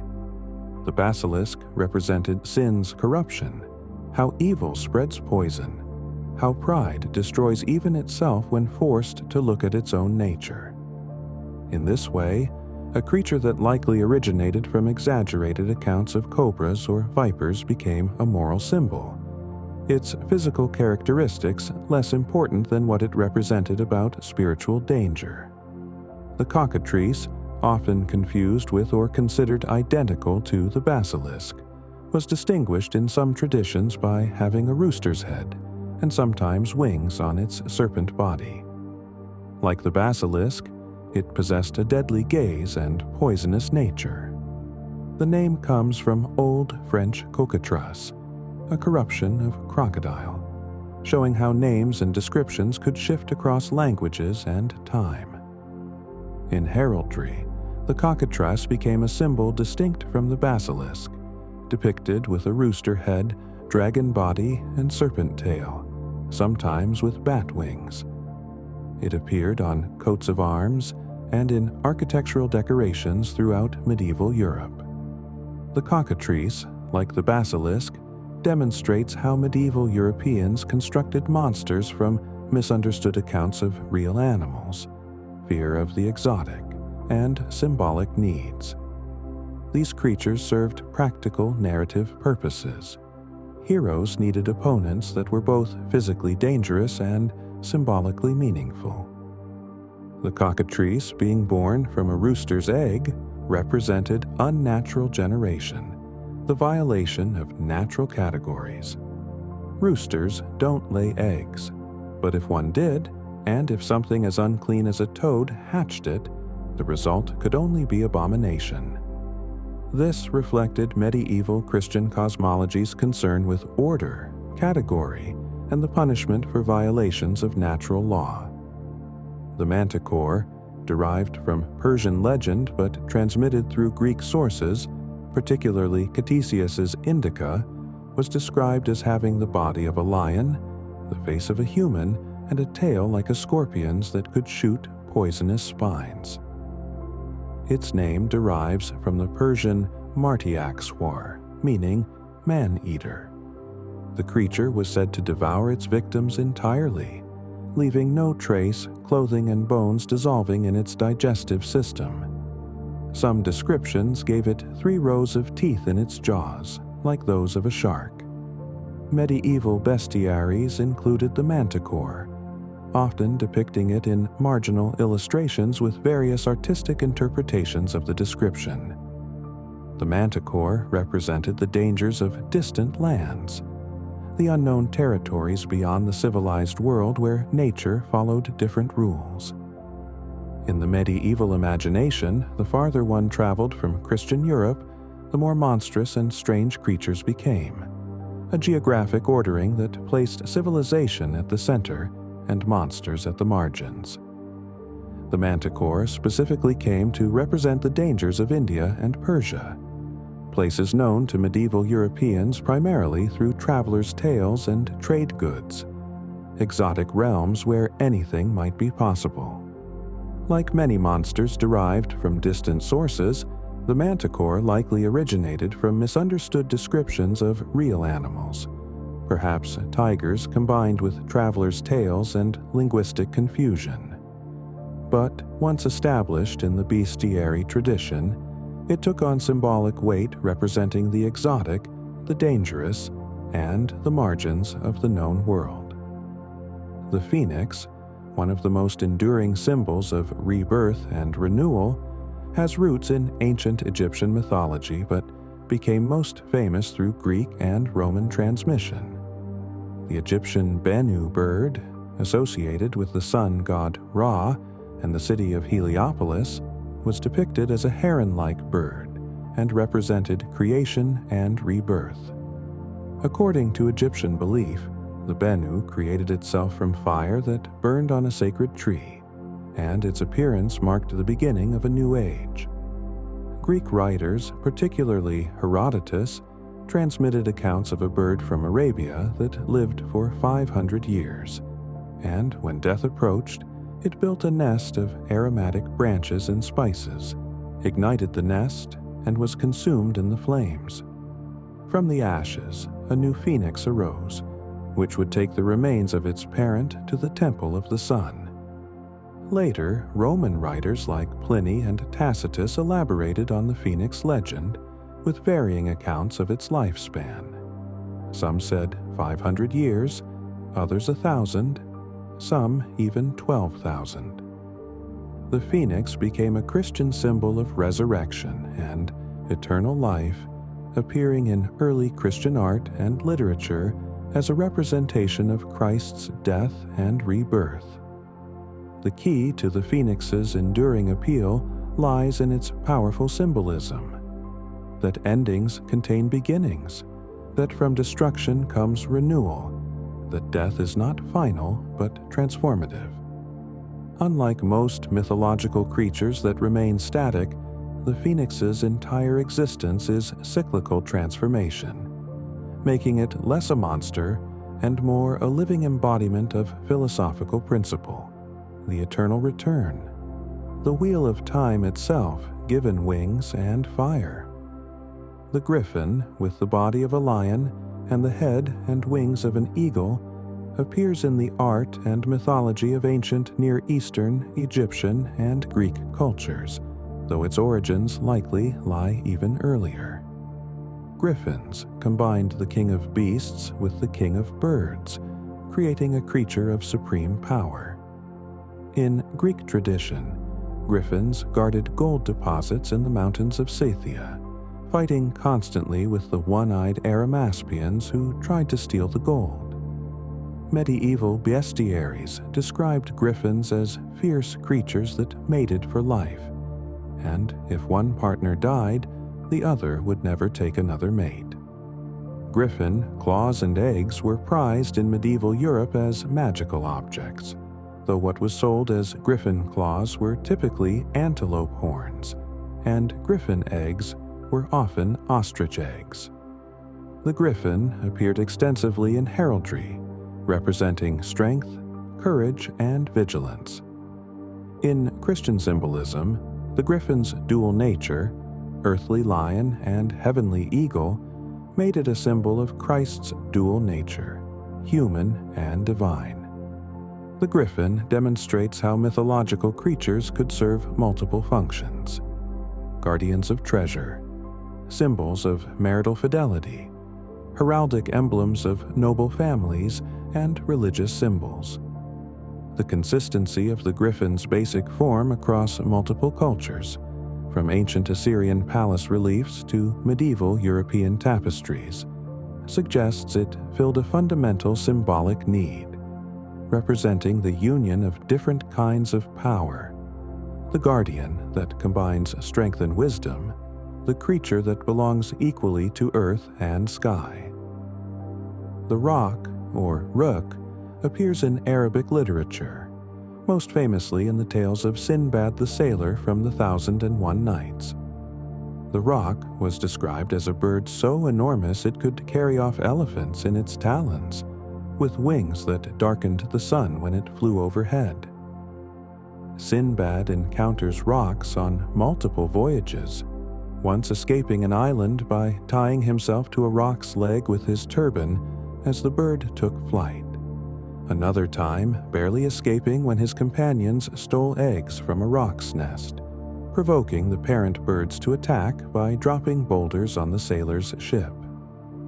Marco Polo claimed in his travels that the Great Khan sent an expedition to investigate reports of rocs in Madagascar, returning with a feather so enormous it was clearly from no ordinary bird, though he likely was describing accounts of the extinct elephant bird, a real but flightless species.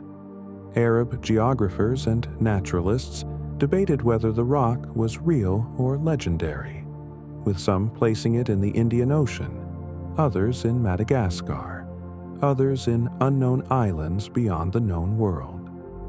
The roc represented the exotic and the extreme, how the distant places of the world contained wonders and dangers beyond ordinary experience.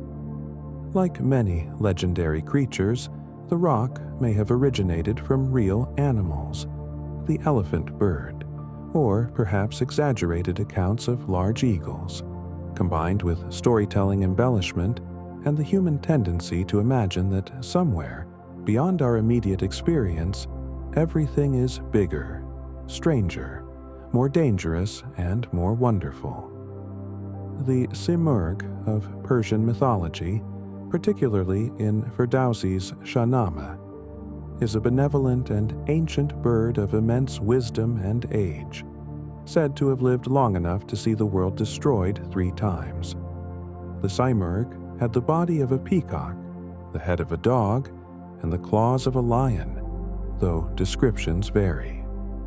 It nested in the tree of knowledge, which grew in the middle of the world sea, and when it took flight, the seeds of every plant would scatter from the tree, carried to all lands. The Simurgh figures prominently in the story of Zal, who was born with white hair and rejected by his father.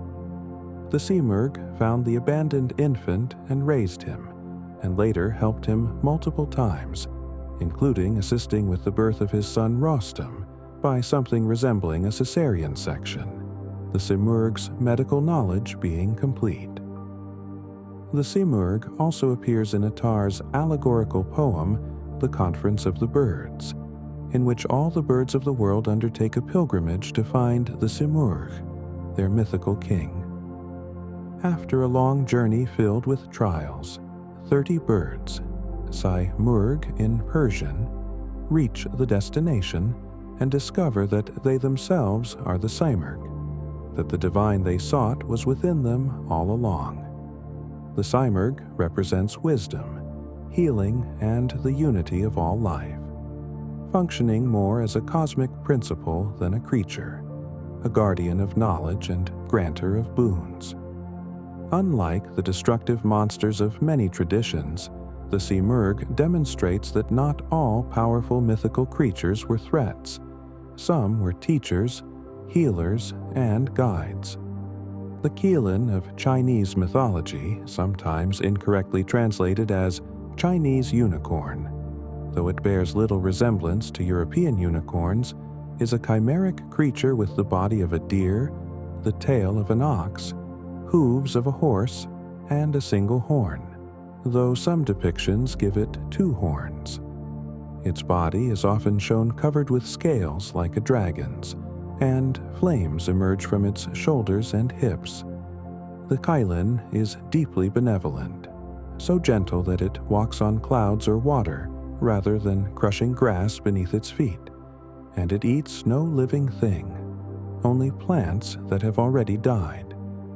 The appearance of a Qilin signifies the arrival or death of a great sage or ruler. According to tradition, a Qilin appeared to the mother of Confucius before his birth, carrying a jade tablet in its mouth, announcing the coming of a great man.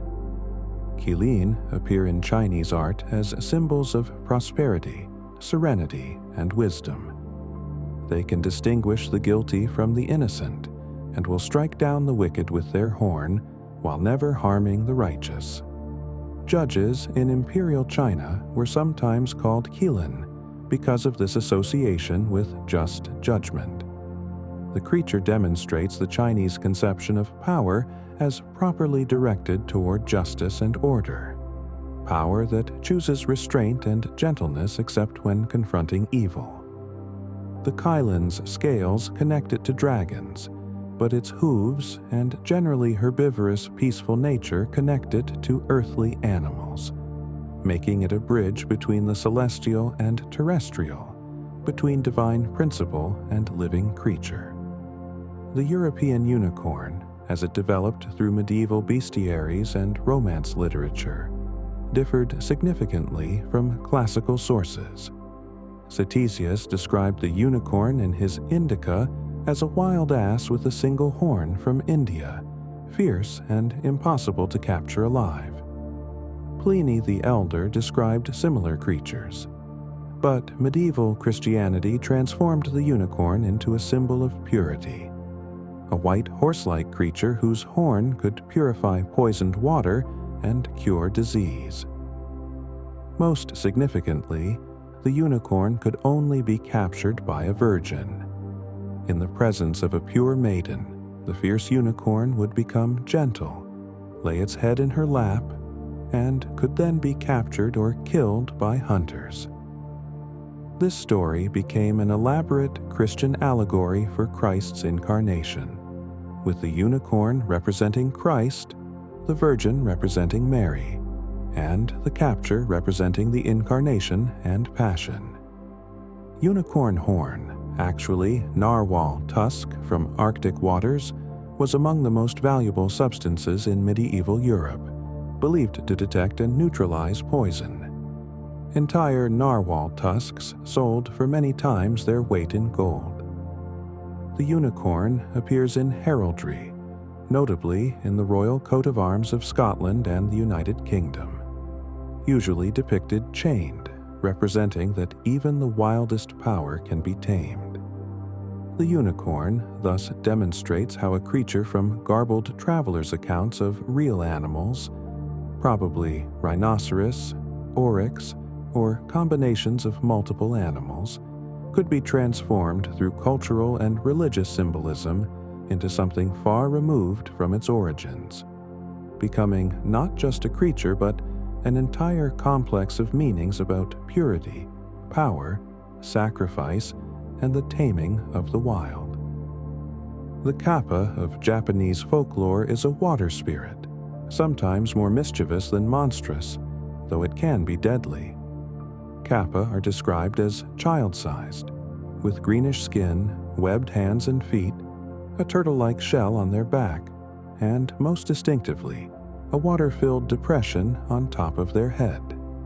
This depression, called the Sara, contains water that gives the kappa its power, and if the water spills out, the kappa becomes weak or dies. Kappa live in rivers and ponds, and their behavior ranges from pranks, pulling the shirikodama, a mythical ball said to contain the soul, from a person's anus, to drowning children, pulling people into water or attacking horses and cattle. However, kappa can be reasoned with. They are obsessed with politeness and will return a bow, and if one bows deeply enough, the kappa will bow correspondingly, spilling the water from its head and weakening it. Kappa also love cucumbers, and some villages would throw cucumbers inscribed with names into rivers as offerings to keep kappa pacified. They can be befriended if treated respectfully, and some stories tell of kappa who taught humans bone setting or medicine in gratitude for kindnesses. The kappa represents the danger of water in a culture where rivers and irrigation were vital, but could also kill through drowning or flood. Children were taught to fear kappa as a way of teaching water safety, much as Western children were warned about various dangers through fairy tales. The kappa's love of politeness and social rules reflects Japanese cultural values, suggesting that even dangerous supernatural beings can be managed through proper etiquette and respect. The leshy, sometimes spelled leshi or lesi, is a Slavic forest spirit, master of the forest and protector of wild animals. The leshy can appear in many forms, as tall as the trees when walking through his domain, shrinking to grass height in meadows, taking animal forms, or appearing as an old man with a long beard, green eyes, and grass and bark for clothing. The leshy has blue blood and no shadow or reflection. He is not evil, but is dangerous to those who disrespect the forest, leading travelers astray, tickling people to death, or causing them to become lost forever in the woods. Hunters and woodsmen would make offerings to the leshy, leaving bread and salt or vodka at the base of trees, asking permission to take game or timber. The leshy protected forest creatures, sometimes appearing to defend animals from overhunting. He could also help those he favored, showing them the way out of the forest, revealing good hunting grounds, or warning them of danger. In spring, Leshy might kidnap village women or children, not from malice but because they belonged to the forest realm, and the forest demanded its due. As Christianity spread through Slavic lands, priests characterized Leshy as demons, but folk tradition maintained a more ambiguous view. The Leshy was the forest itself, neither good nor evil, simply powerful and demanding respect. One did not destroy a Leshy but negotiated with it, maintained proper relationships, observed boundaries. This reflects an older worldview where nature was inhabited by conscious powers that humans must live alongside rather than dominate. The Rusalka tradition appears throughout Slavic folklore with significant regional variations. In Russian and Ukrainian tradition, Rusalki were the spirits of young women who died by drowning, often because of betrayal or tragedy. They dwelt in rivers and lakes, appearing as beautiful young women with long green hair. During Rusalka week in early summer, they were believed to leave the water and dance in forest meadows at night, and anyone who saw them might be drawn into their dance, forced to dance until collapsing from exhaustion or being tickled to death.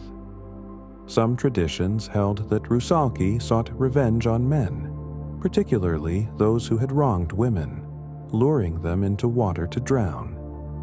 Other traditions suggested Rusalki were more tragic than malicious, trapped between life and death, unable to rest. Pregnant women and children who died unbaptized might become Rusalki, which added a layer of Christian interpretation to older pagan beliefs. In some regions, rituals were performed during Rusalka week to appease the spirits, including hanging cloth and wreaths on birch trees. The Rusalka represents multiple anxieties: the danger of water, especially to young women who might drown accidentally or by suicide; the fate of the improperly dead, those without proper funerals or rites, and the consequences of male betrayal of women. The beautiful but dangerous female water spirit appears in many cultures, but the Rusalka is specifically tied to Christian notions of proper burial and baptism, showing how folklore adapted to incorporate new religious frameworks while maintaining older structures. The Nukkalavi from Orcadian folklore in Scotland is one of the most horrifying creatures in Celtic tradition. Described as a skinless horse and rider fused into one being, the Nukkalavi has no skin, revealing muscles, black blood pumping through yellow veins, and a massive head that rolls from side to side. The rider's torlus grows from the horse's back, his arms so long they nearly reach the ground. The Nukkalavi's breath withers crops and causes plague among both animals and humans. It emerges from the sea, particularly during storms, to terrorize coastal communities. Only one thing keeps the Nukkalavi at bay: fresh running water, which it cannot cross. Farmers living near the coast would carefully maintain small streams between their homes and the sea as protection. The Nukkalavi represents the hostility of the sea and the harsh climate of the Orkney Islands, where storms could destroy an entire season's work and where disease could sweep through communities. The creature's skinless appearance suggests pestilence and corruption, death visible in living form. Unlike many fairy creatures that could be bargained with or appeased, the Nukkalavi was purely destructive, offering no possibility of negotiation. The only safety was barriers: the running water it could not cross, and staying indoors when it was abroad. This reflects a worldview where nature sometimes manifests as pure hostility that cannot be reasoned with, only avoided or endured. The Dullahan, another Irish creature, is a headless horseman who rides through the night, carrying his own severed head under one arm or holding it high, to see long distances. The head is described as having the color and texture of moldy cheese, with a hideous grin stretching from ear to ear, and eyes that dart constantly, able to see across the countryside even in total darkness. The Dullahan rides a black horse that breathes fire from its nostrils, or sometimes drives a black coach pulled by 6 black horses, a coach made from human bones and decorated with funeral items. When the Dullahan stops riding, someone dies. It is that simple. It may call the person's name, and when it speaks that name, the person's soul is drawn out. The Dullahan represents death itself, inevitable and unstoppable. Gold is the only substance that can drive it away, for reasons never explained in the lore. Carrying a gold coin or wearing a gold pin might protect one, causing the Dullahan to turn aside or flee.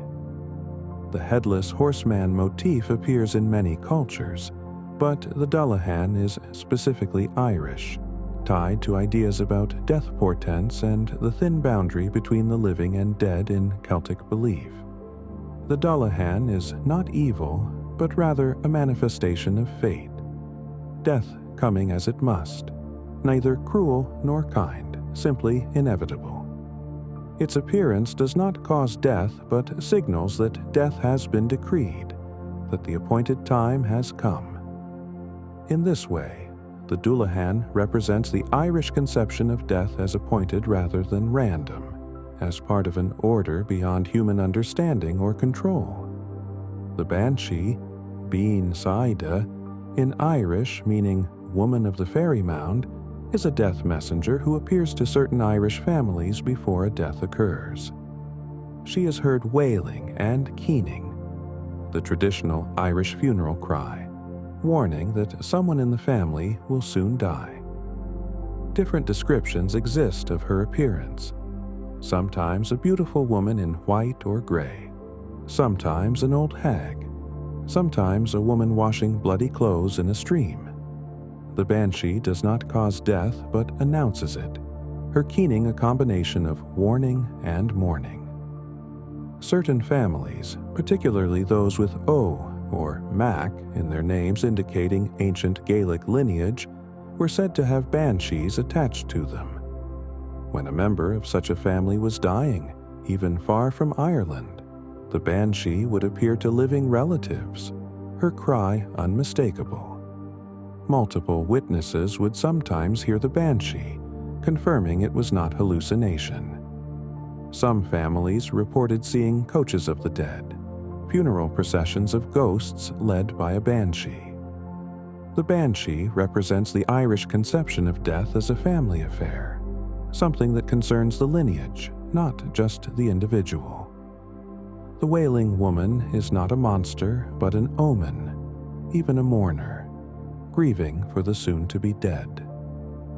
In some accounts, the banshee's attachment to a family showed their ancient nobility. The banshee was once a woman of the family who died, but remained connected to her descendants, warning them and mourning for them.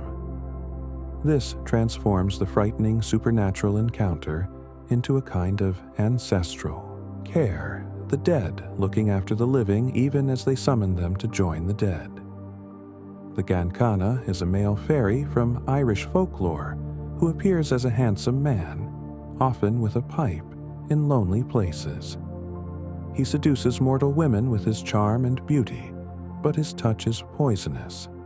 Any woman who becomes involved with him will pine away afterward, unable to find satisfaction with mortal men, eventually dying of longing.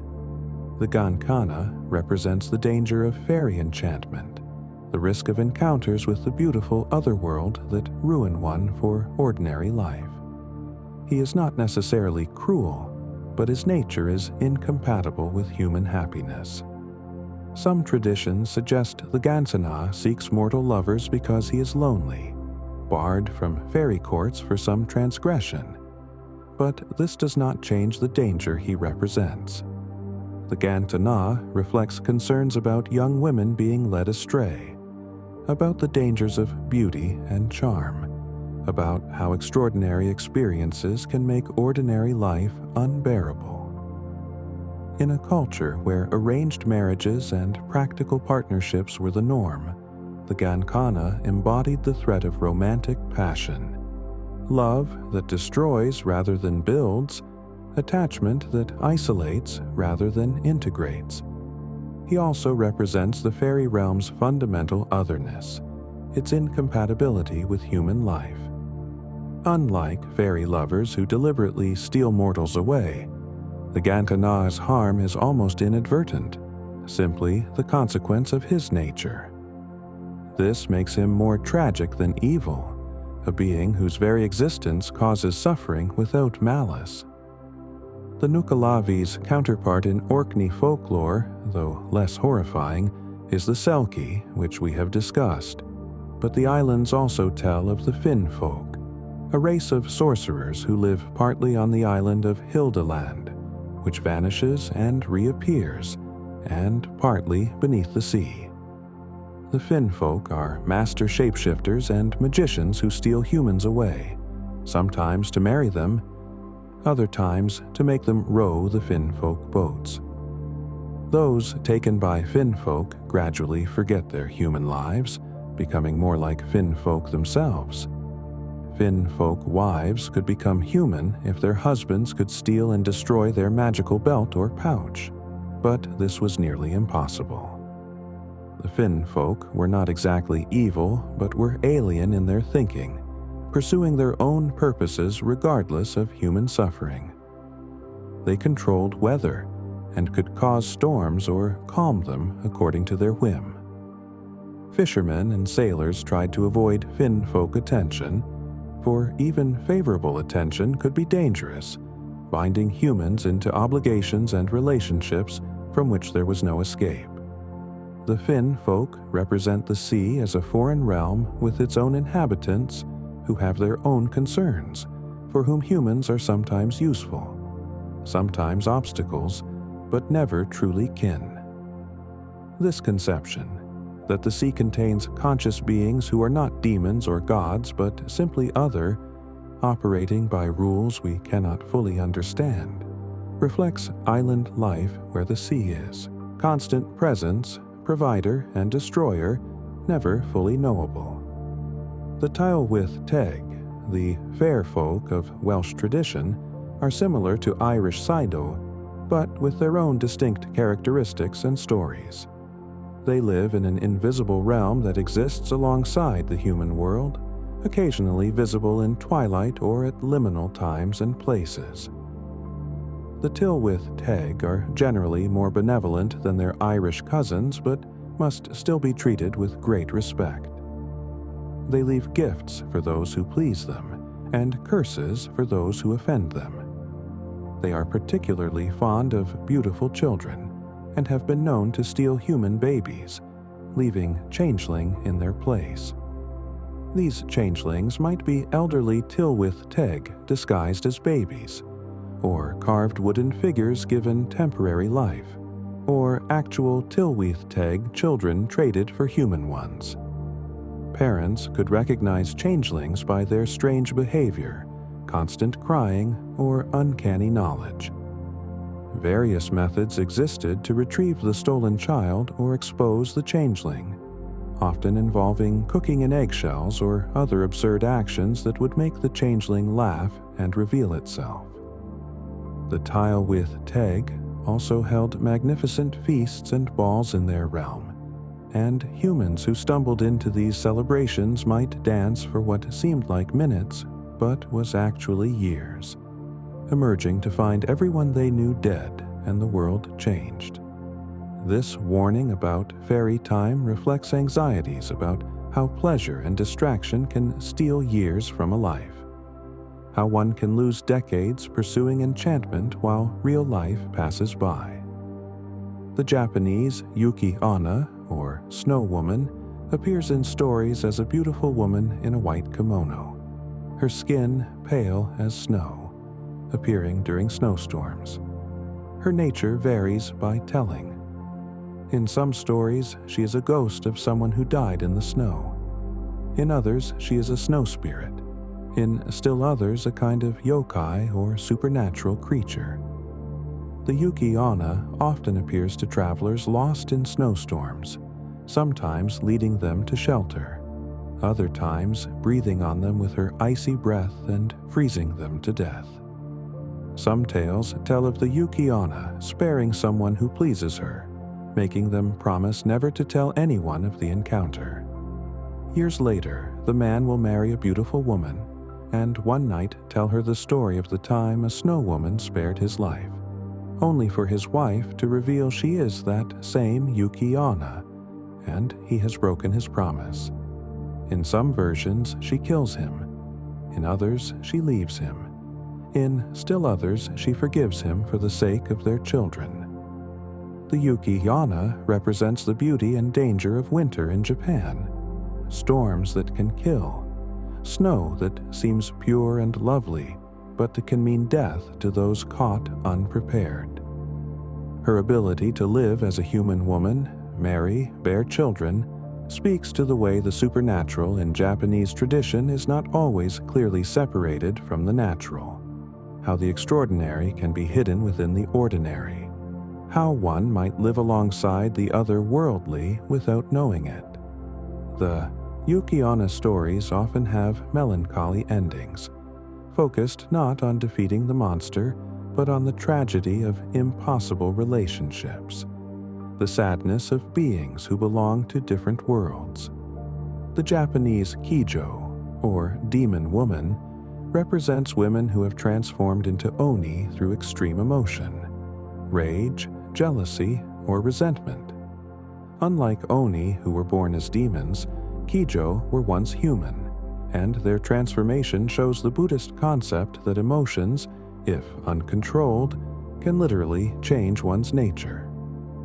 The most famous story involves a woman consumed by jealousy, who transformed into the serpent demon Kiyohime, pursuing the monk Anshin, who had broken his promise to her. She followed him to a temple where he hid inside a large bell, and she coiled around the bell, her rage so hot it melted the bronze and killed him inside.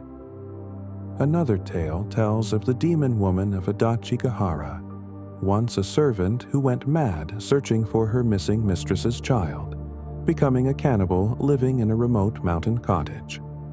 A traveling priest sought shelter there, and while the woman went to gather firewood, he discovered a room filled with human bones and fled.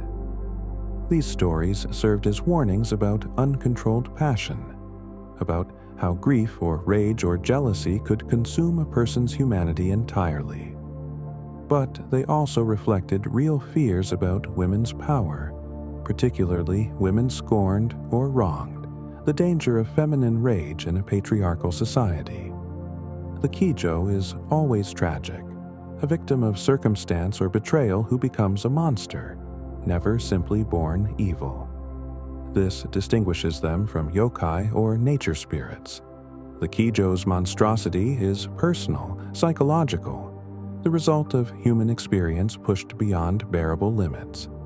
The Japanese jorogumo, literally whore spider, is a yokai that takes the form of a beautiful woman to lure men to their doom.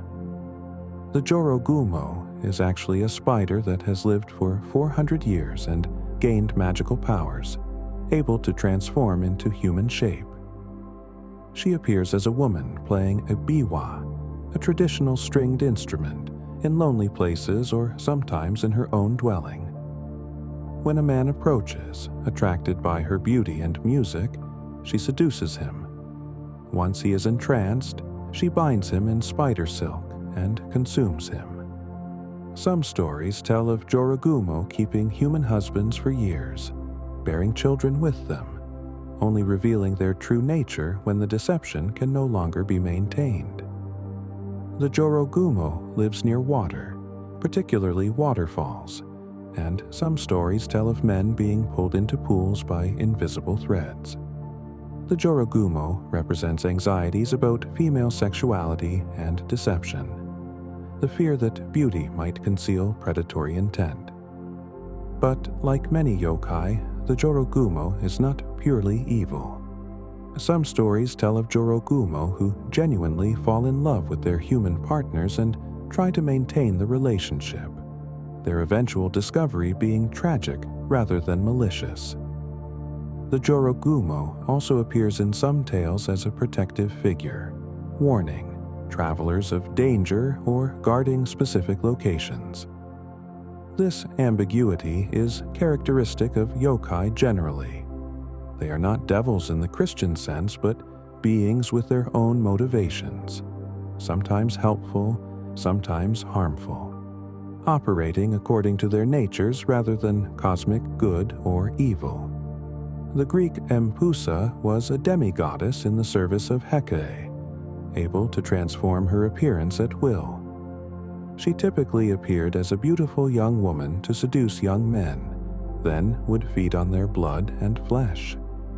However, she had one leg of bronze or brass and one leg of a donkey, and the careful observer could notice these telltale signs of her true nature. Like Lamii and other similar creatures, Empusa represented the dangers of seductive beauty, particularly the risk to young men of being led astray or destroyed by their desires. The Empusa was particularly associated with roads and lonely places, appearing to travelers. In Aristophanes' play The Frogs, the character Xanthias claims to see an Empusa while traveling through the underworld with Dionysus, though it turns out to be an imagined fear rather than real threat. The philosophical schools of ancient Greece used Empusa as an example in discussions about discernment and the deceptive nature of appearances. The Stoics, in particular, referenced Empusa when teaching about not being deceived by surface beauty or charm, about maintaining rational judgment rather than being swayed by passion. In this way, Empusa functioned both as a literal monster in mythology and as a metaphorical one in philosophy, representing any deceptive appearance that might lead the unwary to destruction. The Slavic Liko is a one-eyed embodiment of evil fate or misfortune, usually depicted as a tall, thin woman or an old crone. The name Liko itself means evil or misfortune in Russian. According to the tales, meeting the Liko means your life will be filled with tragedy and suffering. One famous story tells of a man who did not believe in the Liko and went searching for it to prove it did not exist. He found it sleeping in a cave and foolishly woke it. The Liko thanked him, saying it had been waiting for someone to come, and began to cling to him. It sat on his shoulders, wrapped around his neck, and would not let go. Everything the man attempted from that point forward went wrong. Crops failed, animals died, family members fell ill. He finally went to a wise woman who told him the only way to be rid of the Liko was to offer it something it wanted more than him. He convinced the Liko to enter a forge where he said there was rich treasure, then sealed it inside and heated the forge until the Liko burned. But even in death, the Liko cursed him, saying others would come seeking it as he had, and misfortune would continue in the world. The Liko represents the Russian folk understanding of fate. The idea that some people carry bad luck that seems to follow them inexplicably, and that some misfortunes, once encountered, cannot be easily escaped.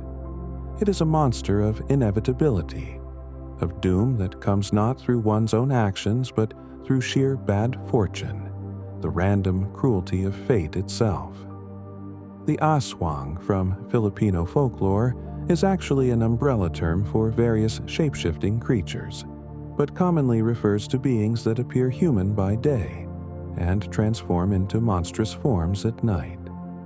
One type of aswang appears as a beautiful woman, but at night her upper body separates from her lower body, the upper body growing bat wings and flying through the night seeking pregnant women and children to prey upon. Another type transforms into a dog, pig, or other animal form. Aswang have a distinctive characteristic. Their reflection is inverted in the eyes of those who observe them closely. They can be identified by their preference for eating raw, spoiled meat, or by the clicking sound their tongues make. The aswang uses a long, thread-like tongue to feed on victims, inserting it through small openings to drain blood, or suck out internal organs, or even fetuses from pregnant women. Protection against aswang includes garlic, salt, and specific prayers, as well as crosses made from palm fronds. Some families would keep watch over pregnant women and newborns, particularly vulnerable times. The aswang represents anxieties about maternal and infant mortality, about the hidden dangers that might explain why children die, why pregnancies fail. In Filipino culture, where Catholic and indigenous beliefs blended, the aswang incorporated elements of both traditions. It could be repelled by Catholic holy symbols, but followed older folk logic about shapeshifters and night creatures. The aswang also reflects anxieties about neighbors and strangers, the fear that those who seem normal might hide monstrous natures. The Malaysian penanggalan is particularly horrifying, a type of vampire that manifests as a woman's head, trailing her internal organs, particularly her intestines and stomach. By day, the penanggalan appears as a normal woman, often a midwife or someone trusted by the community. At night, her head detaches and flies through the darkness, dangling viscera glowing with ghostly light, seeking pregnant women and newborns to feed upon. The penanggalan is created through various means in different tellings.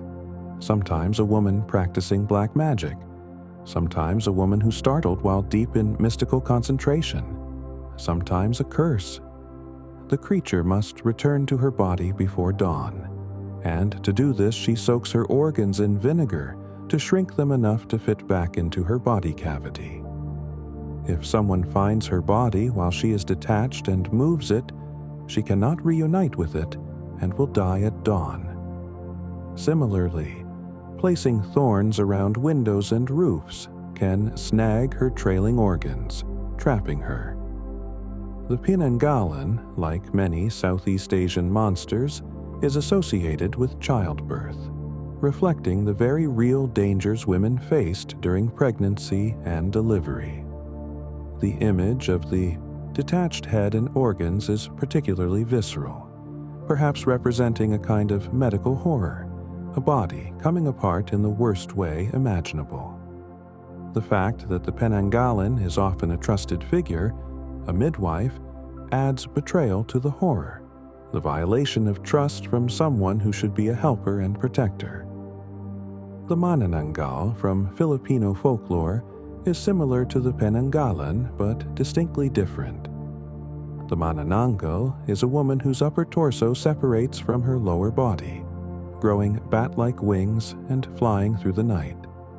The name comes from tanggal, meaning to separate or to remove. The lower half of her body remains behind, usually hidden. Like the penanggalan and aswang, the manananggal seeks pregnant women, using her long, tubular tongue to feed on fetuses. She is particularly active during Holy Week, when the forces of evil are said to be strongest. Protection includes salt, garlic, ash, and the presence of a buntot paji, the stingray's tail, which is considered powerful protection against dark magic.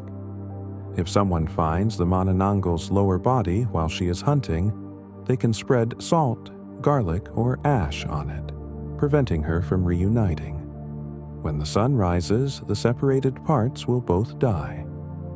The manananggal also fears daggers made from specific materials and can be injured by the spears made from the heart of a banana plant. These specific, almost ritualistic methods of protection and defense give structure to the fear, ways to fight back against the monster. The manananggal represents similar anxieties as the aswang and penanggalan. The vulnerability of pregnant women and infants, the fear of miscarriage and stillbirth, the need to explain tragic losses. But she also represents the fear of the hidden monstrous, the neighbor who seems normal but harbors terrible secrets. The Malay polong is a particularly unusual creature, a bottled spirit created through dark magic.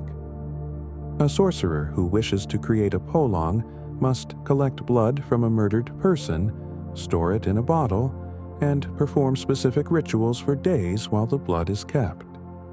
Eventually, small sounds will emerge from the bottle, the cries of a tiny being that has formed from the blood. The polong appears as a tiny woman, about the size of a thumb, and must be fed blood regularly, or it will feed on its owner. The sorcerer uses the polong to attack enemies by sending it to enter their body, causing illness, madness, or death. A person possessed by a polong will babble, revealing the name of who sent it, unless the polong is fed immediately. The victim sickens and dies unless a bomo, a traditional healer, can identify the polong and extract it through ritual and prayer. The polong is often accompanied by or confused with the pelesit, another familiar spirit that appears as a cricket or grasshopper and prepares the way for the polong's attack. The polong represents fears about sorcery and ill will, about hidden enemies who might attack through supernatural means. In a culture where illness could strike suddenly and doctors might be days away, attributing disease to supernatural attack provided both explanation and possibility of cure through spiritual means. The specificity of the polong's creation and behavior, the bottle, the blood, the feeding requirements, gives the fear structure, makes it something that can be understood and potentially defended against through proper knowledge and ritual protection. The Australian Aboriginal Yarama-Yahu is a creature from the folklore of the Wemba Wemba and other Aboriginal peoples. It appears as a small, red-skinned humanoid creature with a large head and mouth, but its most distinctive feature is the suckers on its fingers and toes. The Yarama-Yahu lives in fig trees and drops onto unsuspecting travelers who rest beneath them.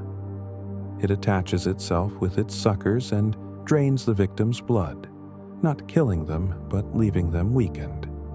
The creature then drinks water and sleeps, and upon waking swallows the victim whole. Later, it regurgitates the person, who is still alive but slightly smaller and more red in color. If this process happens repeatedly, the victim eventually becomes a Yarama-Yahu themselves. The only defense is to play dead when attacked, waiting until the creature sleeps, then attempting escape. The Yarama-Yahu was used to teach children not to wander alone or trust strangers, and not to rest beneath certain trees. The transformation aspect, becoming the monster through repeated encounters, is particularly interesting, suggesting that victims of predation gradually become predators themselves, a kind of cycle of trauma and transformation. This differs from many monster traditions where one is killed or escapes, introducing instead the possibility of gradual corruption, of losing one's human nature through repeated victimization until one becomes the victimizer. The Rakshasa of Hindu and Buddhist tradition, which we have discussed, has a counterpart in the Yaksha, though Yakshas are more ambiguous in their relationship to humans. Yakshas are nature spirits associated with the earth's treasures, particularly guarding buried wealth. They appear in various forms, sometimes beautiful, sometimes grotesque, and can be benevolent or malevolent depending on how they are approached. The Yaksha king, Kubera, serves as the lord of wealth in Hindu mythology, a divine treasurer who guards the riches of the earth. Yakshas and yakshinis, their female counterparts, appear throughout Buddhist Jataka tales and Hindu epics, sometimes as obstacles to overcome, sometimes as allies or even lovers of human heroes. They are particularly associated with sacred trees, pools, and wilderness sites. Temples often feature yaksha sculptures as guardians, fierce figures warning against desecration or theft.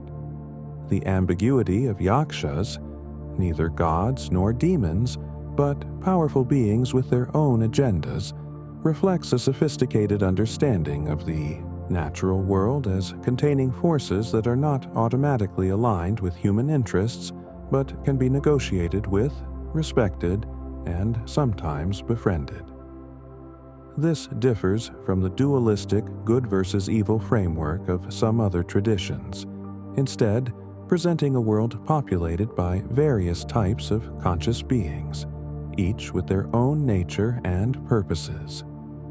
The Pishacha of Hindu and Buddhist tradition are flesh-eating demons, particularly associated with cremation grounds and places of death.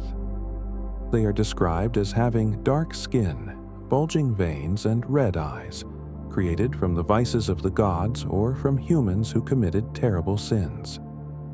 Pishachas haunt cremation grounds, feeding on corpses, and can possess living humans, causing madness and disease. A person possessed by a pishacha will display bizarre behavior, speak in strange voices, and require exorcism through mantras and rituals performed by priests. Some texts describe female pishachas, called pishachinis, who appear beautiful and seduce men before revealing their true nature. The pishacha's association with cremation grounds reflects Hindu views about death and the importance of proper funeral rites. The cremation ground is a liminal space, a transition point between life and death, and therefore particularly susceptible to supernatural presence. The pishacha represents the horror of the body after death, the fear of corruption and decay, and the importance of proper rituals to ensure the dead truly depart and do not linger or return in twisted form. They also represent mental illness and inexplicable behavioral changes, conditions that traditional understanding attributed to supernatural possession. The specificity of pishachas to cremation grounds and their flesh-eating nature marks them as distinct from other demon categories in Hindu tradition, each type of malevolent being having its own characteristics, habitats, and methods of interaction. The Japanese Noparabo is a faceless ghost or yokai, appearing as a normal human from behind but when turning to face someone, revealing a blank, featureless face. No eyes, nose, or mouth, just smooth skin. Noparabo are typically harmless, existing primarily to frighten rather than harm. A classic story pattern involves a person encountering someone in distress who, when approached, turns to reveal no face.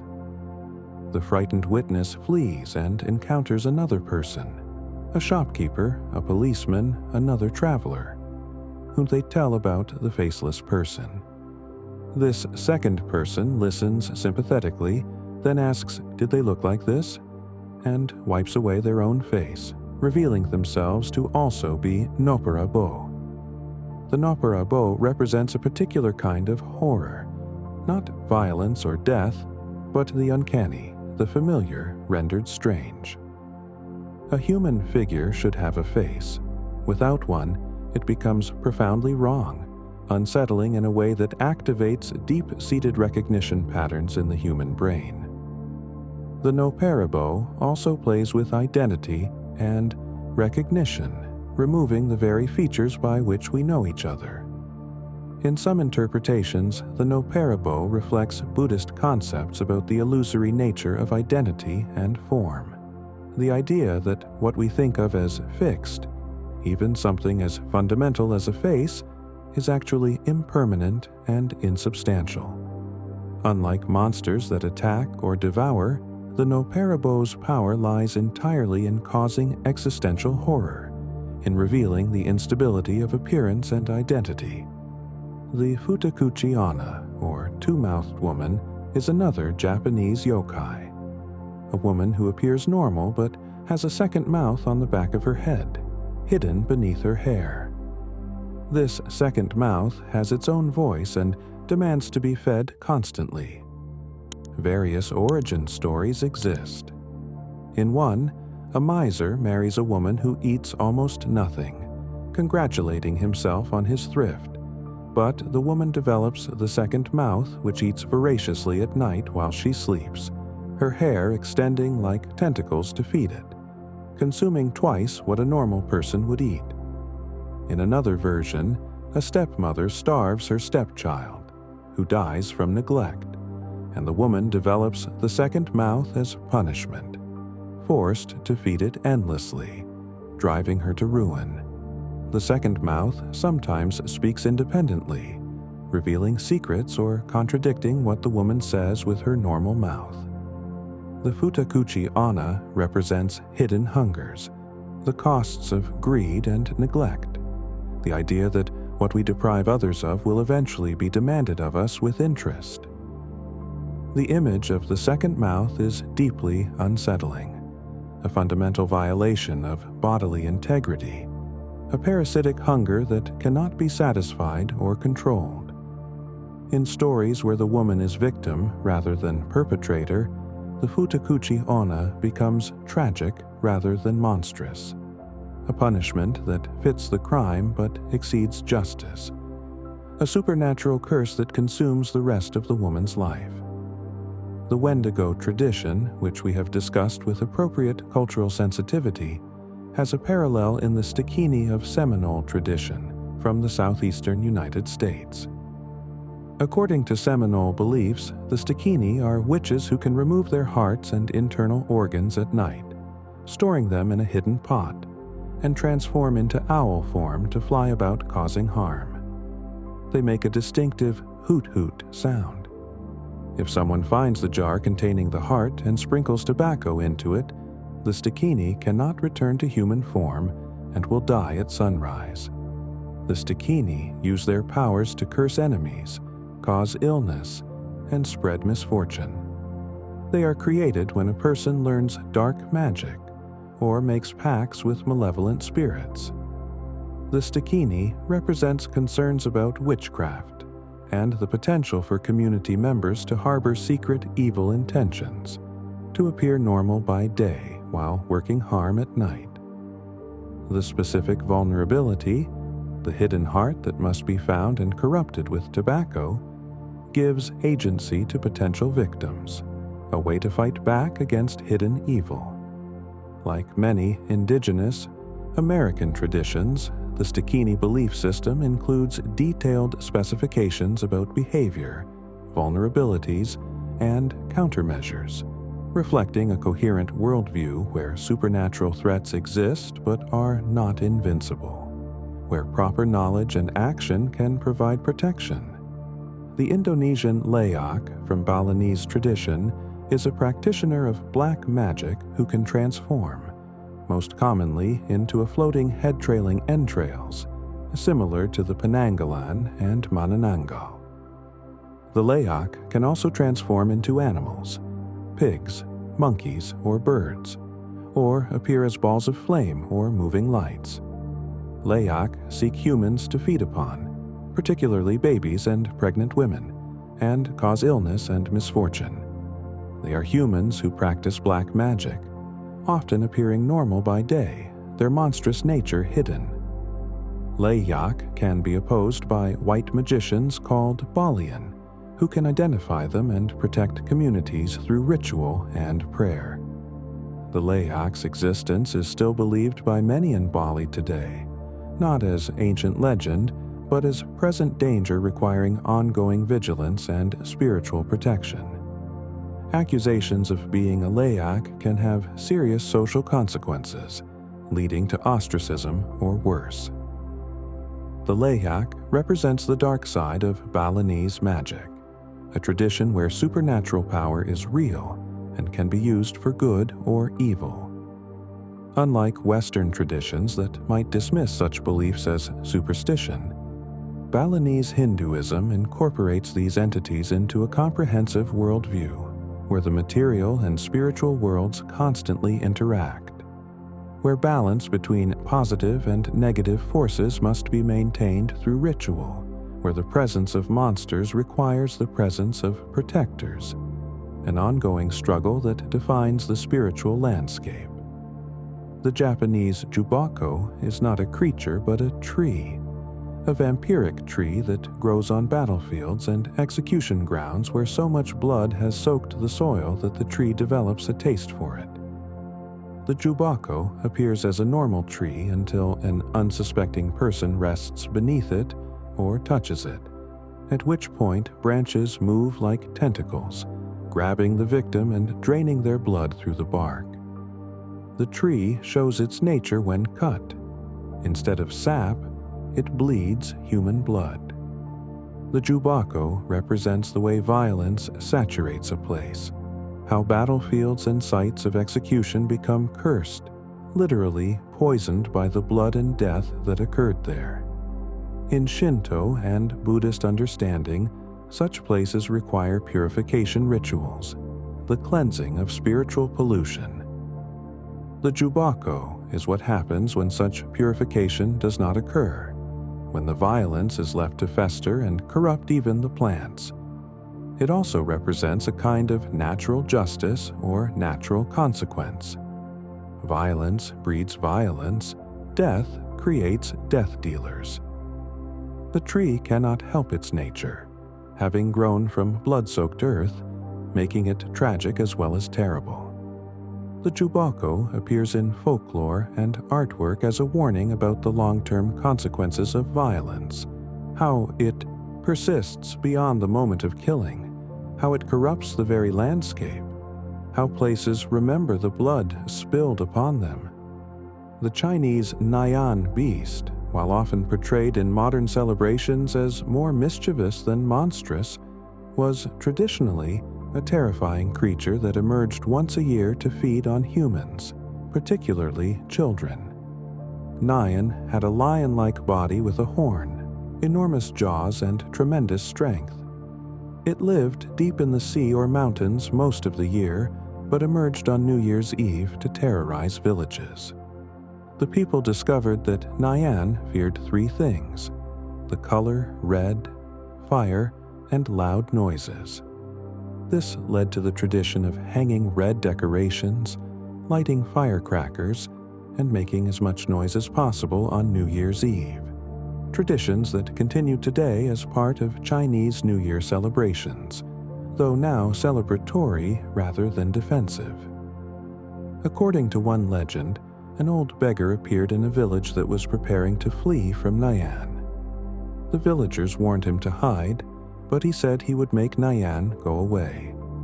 He covered everything in red paper, lit bamboo that exploded with loud cracks when burned, and wore red clothing. When Nyan appeared, it was so frightened by the red color, bright flames, and explosive sounds that it fled and never returned. The Nyan represents the turn of the year as a dangerous time, the transition between old and new, as moment of vulnerability when chaos might return. The fact that it can be driven away through human action, through the right colors, sounds, and lights, shows a worldview where humans are not helpless against monsters, but can discover and exploit their weaknesses. The transformation of anti-Nyan practices into celebration demonstrates how cultural practices can shift from defense to joy, from warding off evil to welcoming good fortune, while maintaining the same forms. The Greek Argus Panoptes, whose name means all-seeing, was a giant with 100 eyes covering his body. In some accounts, the eyes were distributed across his entire body. In others, they covered his head, front and back, allowing him to see in all directions simultaneously. Only a few eyes would sleep at a time, ensuring he was always alert. Hera employed Argus to watch over the cow Io, actually a woman Zeus was pursuing, whom Zeus had transformed into a cow to hide his infidelity. Argus's constant vigilance prevented Zeus from approaching Io. Zeus sent Hermes to free Io by killing Argus. Hermes disguised himself as a shepherd and told stories to Argus, boring all 100 eyes to sleep, then struck off Argus's head with a stone. Hera, in mourning for her faithful servant, took his 100 eyes and placed them in the tail of the peacock, her sacred bird, where they remain as the distinctive eye spots on peacock feathers. Argus represents perfect vigilance, the ideal guardian who cannot be caught off guard. His defeat through story and sleep suggests the power of narrative and art to overcome even perfect watchfulness, that constant alertness is ultimately unsustainable. The transformation of his eyes into peacock feathers turns surveillance into beauty, watchfulness into decoration, the guardian's power transformed into the observed beauty of the bird's display. Argus reminds us that monsters are not always enemies to be gloried in defeating. Sometimes they are loyal servants doing their duty, casualties of divine conflicts that are not their own. And so we arrive at the end of our journey through the monsters that haunted humanity's imagination across every age and culture. From the chaos serpents of creation to the trickster spirits of the forest, from the guardians of death's threshold to the shapeshifters who walked between worlds, we have witnessed how civilizations gave form to their deepest fears and most profound questions. These beings were never mere entertainment, never simple bogeymen to frighten children, though they served that purpose too. They were cosmological principles made flesh, moral lessons given claws and teeth, explanations for misfortune and death, and the terrifying randomness of fate. They were the dangers of the wilderness personified, the consequences of hubris animated, the boundaries of the known world made manifest. Each culture created the monsters it needed, reflecting its particular fears, values, and understanding of how the universe operates. Where one civilization saw dragons as forces of chaos to be slain, another saw them as celestial powers to be honored. Where one tradition made the dead into mindless zombies, another gave them personality, memory, and specific motivations for returning. These differences remind us that monsters are cultural constructions, not universal truths, that what is terrifying to one people may be sacred to another, that the same form can carry opposite meanings across different worldviews. Yet, for all their differences, these creatures share common ground. They populate the spaces between the known and unknown, the boundaries between human and animal, living and dead, order and chaos. They give shape to the shapeless, names to the nameless, form to formless dread. In doing so, they make the frightening manageable, turn raw terror into story, transform the overwhelming into something that can be spoken about, thought about, perhaps even overcome or at least survived. The vampire can be warded off with garlic and running water. The dragon has a vulnerable spot beneath its scales. The demon has a specific exorcism that bans it. Even death itself has guardians who can be bypassed by the clever hero.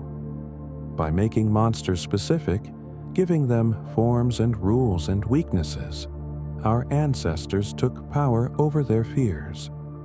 They transformed the paralyzing terror of the unknown into stories that could be told, shared, and passed down. And in those stories, they encoded wisdom about how to live, what to avoid, how to treat others, what happens when cosmic or social order is violated. The monsters taught as they frightened, and perhaps that was always their deepest purpose.